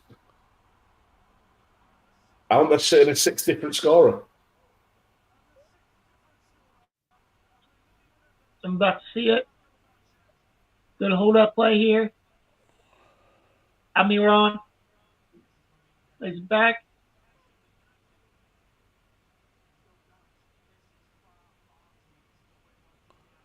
This is beautiful through ball. Clear snot out. Oh, another beautiful through ball. Yep, they're 6. It's too easy. It's too easy. Miguel Almiron, the Atlanta United product. Oh dear. It's a bad day. My left side of it. Oh, that is just. Oh my god, that is a through ball against a defense playing against amateur on FIFA. Yeah. And assist for Guimaraes as well. Sheffield United manager sitting on the side. I was about to say, Sheffield United's manager sitting on the sideline like, yep, I'm going to be gone soon. Be out of the job. I don't think. Oh, and now we're putting Isaac on. Now we're putting Isaac on. Wow. This feels like a piss take. This feels like, we up our game now. So yeah. At this point, I feel like it was Almiron. At this point, I feel like they just need to. Sheffield United, their best hope now is to go for red cards, get three players sent off, and then it's 3-0. And it's Tino Livramento as the other substitute. I genuinely used to do that back in the old days on FIFA 99, where you could do intentional fouls, and there's a confirmation of a 6-0. You could generally intentionally foul people. So I just fouled a goalkeeper over and over and over. Got 5 players red carded, and instead of being 8-0 down, I lost 3-0. So it didn't have a goal as much. But there was also a classic case where there was also a fake dive button. Oh, hello. Yeah, this is good play. Go on. Oh, ballooned it. Indeed. But there's a fake dive button on FIFA 99 as well. And James, my brother, used it as Freddie Lundberg on Stefan Oncho and dived. And not only did the free kick given, Oncho got a red card on the game. Bloody hell. I was livid. But I was more livid because they didn't keep that feature in the game. Steve-O is saying, this is great, come on 10. Do you know what? I would not be shocked if we saw a new record set the way things are going right now. Look at them, they're just backing off them. Everything's falling to a Newcastle player. The fans aren't with them. You can hear a pin drop. It's like during COVID again all of a sudden. Well, half the fans left. Yes. It's just a terrible day at the office. Yeah, but I hope don't concede any more. I hope Sheffield United enjoys the championship because that's where they're going next season. Well, based on their performance, I agree with you, Connor. But I mean, it is only September. They have got time to turn it around. There's still 32 games. 6-0 to win. Let's not forget, this is the same team which were 5 minutes from getting a point off Man City. Yeah. Yeah, anything can happen in this league. We've had Liverpool got beat 7-2 by Aston Villa. I'll go with our club, Matt. Anything can happen. It really can. Yeah. Look at Leicester and Southampton. Leicester spanked Southampton. Was it 9-0 twice in 3 years? Yeah. Home and away. Oh, nice to see Graham piping up. Is there a rivalry between Sheffield and Chesterfield? No, I think he's more hating on the fact that we chose this game rather than a game we can't cover. Given the choice, Graham, I would have preferred to cover Liverpool versus West Ham, but it wasn't a TV game over here. That's something I discovered. No, hold on. No. Who said Liverpool versus West Ham? There's a derby game on this morning. I don't know. Connor, couldn't have done it anyway. But time-wise, we couldn't have done it because. Oh, here we go. It's 7. I was looking, and is that another scorer? Bruno. Yeah, Bruno. That's seventh different scorer. Has Trippier come off? I think he. Oh, hello. His wife's pregnant. He has come off. Trippier has come off. Yes. He has a functioning penis. And his wife is very lucky.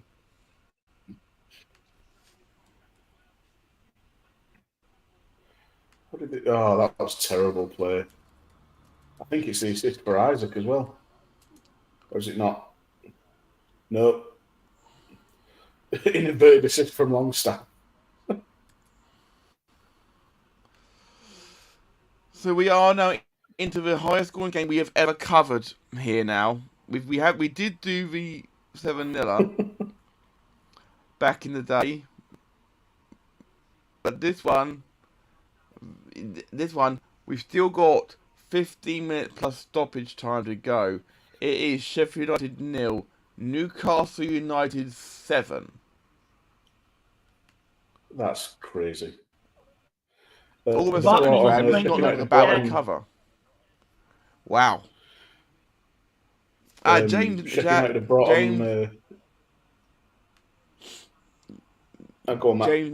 James in the chat, our good friend James, saying Sheffield United are keeping the Wolves up, the bastards. God, I hate the Premier League. He wants to go down so badly. And Steve-O said it sucks that Steve-O and what did I just say about going for red cards? Vinny Souza there, absolute body check on Longstaff. Have it. Steve-O wants 3 more goals. Watch this. Oh, he had a hand in his throat as well, just for extra measure. If VAR get over that, oh no, they won't check a yellow, will they? Or can they check for violent conduct? They can, violent conduct, yeah. Did you see what Graham just put in the chat? I've just dropped it in now, yeah. The Sheffield Blades take the lead, they go for 2, they can get touchdown in this 12th quarter. There we go. Very good. One of the Sheffield fans who's still there, she's still sat in a seat, but is reading a book. That's it all. She's like a pride scarf thing as well, so good for her. Yeah, but just looking at the stats of this game, 7 different goals, 7 goals, 7 different goal scorers. They've had 13 shots on target. Wow. 50%. And Rob says they're going to film about this Blades comeback. So, if Newcastle don't win this game from here, then Eddie Howe should resign. Ivan Toney won't be the only one banned for match fixing. Oh, fucking hell. Apparently he wants to leave Brentford now. Yeah, but that's easy. Yeah. Graham said, I was going to put the game on, but I forgot to put the angle commentary on. I forgot it was on Peacock while listening to you. Well, listen to us, buddy. All means, we love having you on. Don't forget, obviously, when we finish here, guys, to go and check out on VGM. Go and check out the Good Cop, Bad Cop Wrestling podcast. 2 hours, 15 minutes this week, and we don't even do any bad cop. We don't even do any bad cop. We tried. We wanted to cheer people up after the rough week we had with the releases and everything. So, yeah, it's worth your time as always. It's me, Graham and Ryan having an absolute blast. Luckily, I've got a 4.5 hour train journey tomorrow, so I'll need something to fill the time. I'm gonna pop Connor back in. There we go. I was just going to say as well on the substitute front. I see. Your internet finally decided to be sponsored by Dan Griffin, did it? Okay, excellent, lovely. Plusnet, Yorkshire broadband. I rely on the former Murdoch brand. Come in, Connor. Sorry. I was just going to ask when we're going to get Graham on the show. Listen at 0.5 and you can fulfill the whole journey, Graham says. Graham has an invitation to attend whenever he would like. I think he wants a Liverpool game. So we'll work on that. We'll work on that one. Of course, we have got some cup matches coming up at some point, so hopefully that would be a nice one to try and get some Europa League, etc. in. We'll work that out as time goes on, of course. Also, not Europa League, but also there's also some games in the Conference League, which could be good as well. Graham wants Liverpool, but he thinks they've had a little bit too Liverpool heavy already. Graham, you were part of an entire Liverpool panel for the Champions League final when we played Real Madrid. Okay, trust me, that's fine. Oh, that's a rough tackle. Advantage played. That was actually a good game. Is it a good advantage? That was a good game, I think, actually. Yeah. He didn't have much to do apart from blow for whistles. For goals, I should say. Kickoffs. And that's a lady leg behind the corner. I should say as well, we missed a substitution, all of your... just quick, I'd have been well up for that Orlando Columbus game, but Matt said no. That's because Matt was at Disney and had no access to a screen. We don't talk about that game, Graham. I'm just going to pretend like you didn't even say that. You scored 2 goals, didn't you? 3. Hey, there you go. Lost 4-3 in like the 98th minute. Ooh. Another save from Foderingham there. Yeah, that was a really good save. To put it into context for you, we were 3-1 up at halftime. No, 3-0 up at halftime.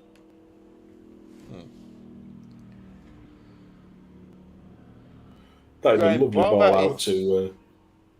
Indeed. Oh. Botman good for looking for glory. Graham mentioning it's funny that he mentioned on Good Cop Bad Cop he managed to watch NXT Tuesday night though. Yeah, because that was 10 p.m. at night, Graham. I had access to a TV at 10 p.m. Didn't have access to a game at 5 p.m. Long's got a bit of paper. Yeah, Lewis Hall coming on for Bruno. We don't talk about Bruno. NXT at 8 p.m. I only saw the main event, Graham, which was at 10 p.m. So near. So yeah, do you remember when Jurgen Klopp sent Milner on with a sheet of A4 once? Yeah. Just part of me just imagined that he just ran a massive dick on it. He was just trying to pop people. Do you know, it wouldn't shock you at times, would it, sometimes? I didn't see a CBS commentary while I was in that shop the other day. It literally was just like full of football shirts everywhere. Ridiculous. And the CBS commentary said, they give them a goal head start nowadays. That's how good they are. I'm like, don't say that, you idiot. You're going to curse it. We've just gone 2-1 up at that point. Is that Tom Davies who used to play for Everton? It is indeed. Yeah, it is.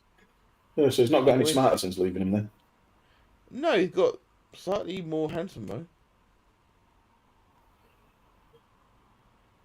Slightly.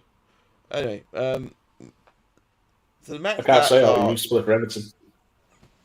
Match shot 7-7, 1 on target to Sheffield United, 20-14 on target, 9 touches in the box to Sheffield United, and 41 to Newcastle. Newcastle. That's ridiculous. Had a chance to dribble it. There's not a single Newcastle fan going home early from this game. They need 2 to equal the record. There was a fella in the away section there amongst the Newcastle fans who looked suspiciously like Millwall Chris. Also, Chris, if you're watching this or if you listen to this on demand, happy birthday, mate. Happy birthday, Chris. Happy birthday. It's a good name, Chris, as well. Graham in the chat says, do we have final round of the US Women's Disc Golf Championship FIFA yet? Starts at 2 p.m. No.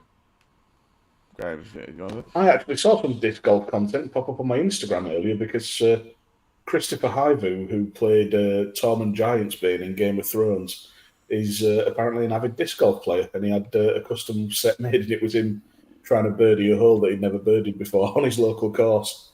There you go, Graham. There you go, Graham. Some disc golf chat for you, which would never have happened back on Tekkers because Mags would have vetoed it.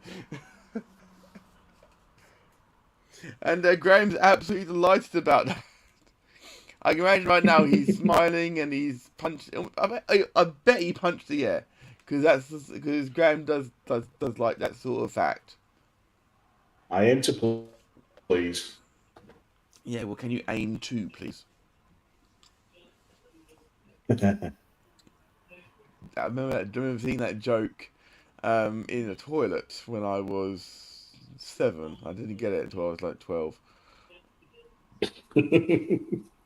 I absolutely disgusted one of my colleagues earlier this week because a few people were heading to the toilet at the same time, and it was me and one of my teammates, and I can't remember who the other one was, but 2 of us were going for the gents and 1 for the ladies, and they just said, "What's this? Is it team? Is it team pissing time?" And I just, without missing a beat, turned around and said, "We're going for a number 4. It's where you take a shit holding hands." Fair enough. Bert Krishna is my favourite celebrity disc golfer, and that can't be true. The Godfather, as in WWE Hall of Famer, is also an avid disc golfer as well.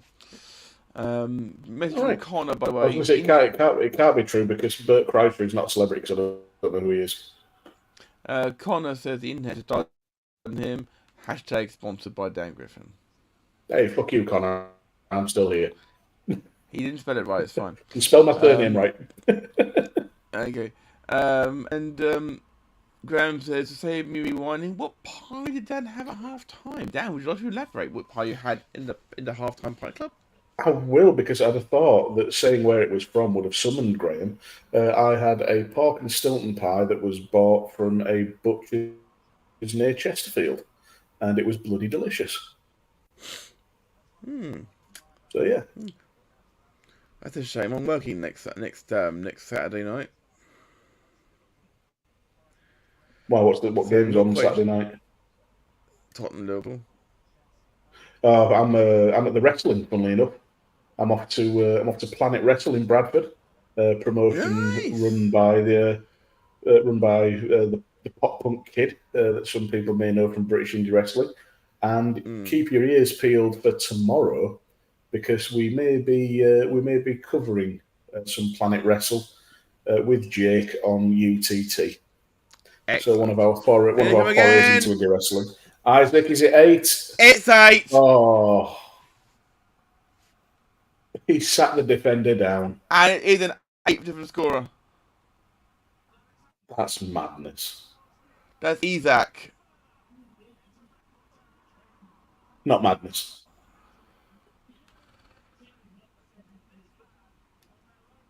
This is the worst home defeat in their history. That's crazy. Who gets the assist? It's another assister as well. Tom Davis.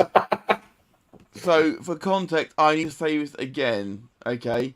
With 3 minutes to go plus stoppage time, it is Sheffield United 0, Newcastle United 8, with 8 different goal scorers.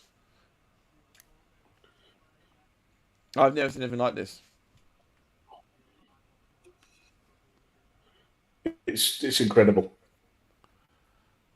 Absolutely incredible. And I was worried we might be picking a bit of a nothing game. Yeah, I thought it a bit well. Graham said, forgot Angle talking on in the background. I thought Mount being a sentence of the 8th goal, but it was just a bleep from that. Oh, God. Is that the biggest away win in the Premier League? No, Graham. It's 9-0. That was for Leicester against Southampton during COVID. So 9-0 would equal it. 10 would be an all-time record, and there is time to beat the record. But if they want to go for it or not, they do. They do. Also, I believe this equals the record for the most unique scorers in one game, certainly by one club. That is correct. but there were in Tottenham versus Arsenal in 2004 2005. The 4-4 game. It was 5-4. It was 5-4 to Arsenal, and there were 9 unique scorers in that game. Yes. Yes, this is going to be intense. I mean, I will give credit to the Sheffield United fan that stayed. Particular attention to the lady who is reading the book, of course, as well, which is brilliant. My new personal hero. Indeed. If there's a penalty, they better let Pope take it, Graham says. Get handsome Nick Pope on the score. Handsome Nick Pope. It's now canon, Graham. Handsome Nick Pope must take it, and Connor pretty glad he's off camera right now, so he hasn't got to be all flustered. I have to say as well, it did really make me laugh on our last stream where you called me the token straight guy. Sure, that has been living rent free in my head ever since. I absolutely love it. Oh dear, that is brilliant. Actually, slightly on that theme, one thing I learned at Heathrow when we were flying out to America is in Terminal 3 we were flying out of. They actually have as Connor screaming for 9 right now. There's actually the men's toilets, there's women's toilets, and there's a non-binary toilet. Oh, nice. I like that. Yeah, that's good. I like that. I mean, because the fact is that they're not asking you to be, because that way there's no pressure. Because most of the time, it's a case of where do you feel most comfortable going. I mentioned this to my friend Caitlin. They were at the wedding, and I mentioned this, and they said, we shall spare Terminal 3 when the apocalypse comes. And I was like, good for you. So 6 minutes have been added on here. So I'm hoping that Foderingham has kept this down.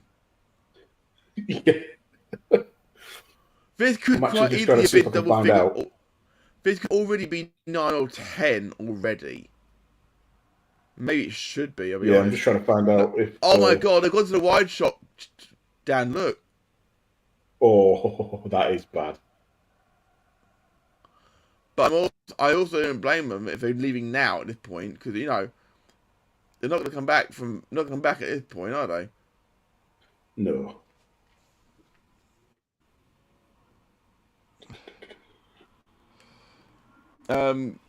In 32,880 goals, maybe a bit unrealistic, to be fair. One for the maths nerds among us. Is that because one for each unique player to score, Graham, I'm guessing, in Premier League history, I'm guessing? So, just looking at the stats here, they've conceded 8 and Foderingham has made 7 saves. It could have been 15 then. It could have been 15-0. But bearing in mind that I gave Alphonse Areola last week the goalkeeper of the week in a losing effort because he made 10 saves. United have got, bear in mind, Luton and Burnley have both climbed above Sheffield United today, despite the fact they have lost yesterday. Mm-hmm. And no matter where they go, what time of year it is, you will always find Geordies with the tops off. Yeah, and not just the men either. Oh, I see. I get you, Graham. I get you now. I'm sorry. I'm not going to put it up because my head hurts reading it. So, yeah. I'm hoping the Sheffield United fans aren't going to throw things on the pitch, but I'm prepared to hear any booing that happens at full time. At this point, I think you just have to leave and just be disappointed. I don't think you can even get properly angry about this. It's just for fuck's sake. Granted, the exclamation mark is read as factual. Yes, it wasn't a GCSE. No, Graham, it was not my GCSE, and nor was it on my maths I resat for my chef's exam. Who remembers the GCSEs, really? Well, he teaches them. No, oh yeah, he's A level. I'm sorry, I should say. Yeah.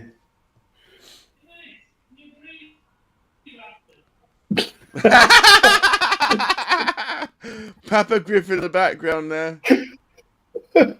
Giving his thoughts on the Sheffield United player on the wing there. I don't know who it was, but here comes Gordon. He is now getting a yellow card for the foul. Being a Sheffield United fan comes with constant disappointment. No, you and Arsenal have for a long time, sir, with a lot of disappointment, so you can relate. With Liverpool fans, we had to suffer for a lot of bad times as well. To answer your question, Connor, no, my dad is not a Sheffield United fan. He just gets very passionate about football. Yeah, but that's why we like him. So 90 seconds to play. Are you going to ask me to pick a man of the match? Oh. Yeah. I do. I have to give you. I asked you for your man of the match. Yeah. Andy Gordon's been it's not Anthony. Yeah, no, that's not happening. But I do have a logical reason for that, and it's Kieran Trippier. Hat-trick of assists. When is that ever going to happen? Assisted 3 out of the 8 goals scored today. Consistently brilliant down that right-hand side. It has to be Trippier. Okay. I have a. Go on, Sheffield. Get one back.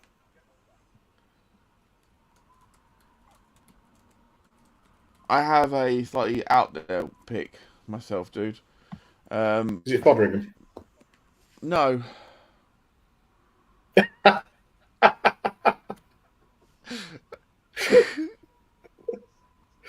If he runs onto the pitch, then we'll give it a... Yeah, I do agree though. Kieran Trippier, at times he looked timeless, almost at times. Despite this clearly being a terrible result, I still can't believe Everton beat Brentford. I agree. Half of Dan's team of the week will be Newcastle players. That's not how it works, Connor. Can't. You can only pick one from each match and one wild card. And that's it. It's full time. So it's good. Yeah. And they've it's going to be tricky in this match. Yeah, it's finished. We're out of our misery. I didn't have time to write player of the match, Graham. It's all good. Foderingham kept it down, but yeah, that was a second half. We thought the second half started quietly as well, didn't we? It's full time. Spanky. It is. Full time at Bramall Lane. A tough day for Sheffield United. They go down 8-0. 8-0 with 8 different scorers. Wow. For context, for the Premier League table, Sheffield United fell to the bottom of the table because their goal difference went down by -8 today. Newcastle rose above Forest, Fulham, Palace and Manchester United. They're crazy. Now in positive goal difference. It's also It's also their win in 4 matches in the league. It lost 3 in a row. Yeah, it's been a very slow start for Newcastle after that opening day blitz of Aston Villa, but you just can't argue with a performance like that. Very true, guys. Why I say play of the match nowadays, not that. So I get that. And we ended the show with a capture competition. Sheffield United went down easier than Graham's mum. Emil Heskey.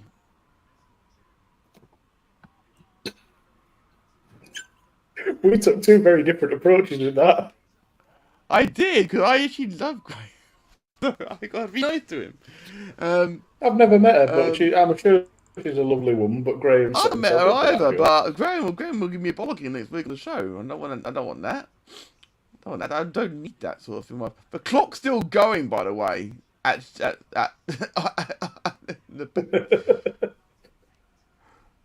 gonna put him out. Graham said it was lame. Really? I thought I enjoyed it. That's one of my favourite jokes ever. By the way, is one of the best partnerships in football. Sutton and Shearer, Cole and York, Batistuta and whoever. Yeah, and Emil Heskey in the floor. The fall on the floor winner. Yeah. So yeah, that's a long. That's a long.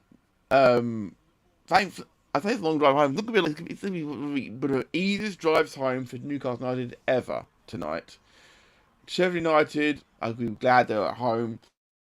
Guys, we encourage you to check out the Volley Podcast on the SJP World Media feed. It's going to be out tomorrow. We have to plan anyway. If not, check out during the week. We also encourage you to follow our good friend Konor McCabe at Konor Knows Footy. Follow him for all of the stuff regarding the MLS and all that stuff. Keep you up to date. Dan, where can people get to you? Wrong arm every time. I'm just down there at Dan Griffin 21 on Twitter. I refuse to call it X because it's a bollocks name. But I'm down there talking football, wrestling, all manner of nerdy stuff. Absolutely. You can follow me at the Matt Attack UK. You can follow the show at the Volley Show on Twitter, X, what I want to call it. The thing we've got to pay for soon, probably, where things are going. And follow the network at SJP World Media. Thank you as always for watching. Thank you to Connor for joining us. Thank you to everyone for getting involved in the chat. As always, we will be back next week with another watch along. Keep our eyes on the Twitter to know what it is. Take care, guys. We are out of here.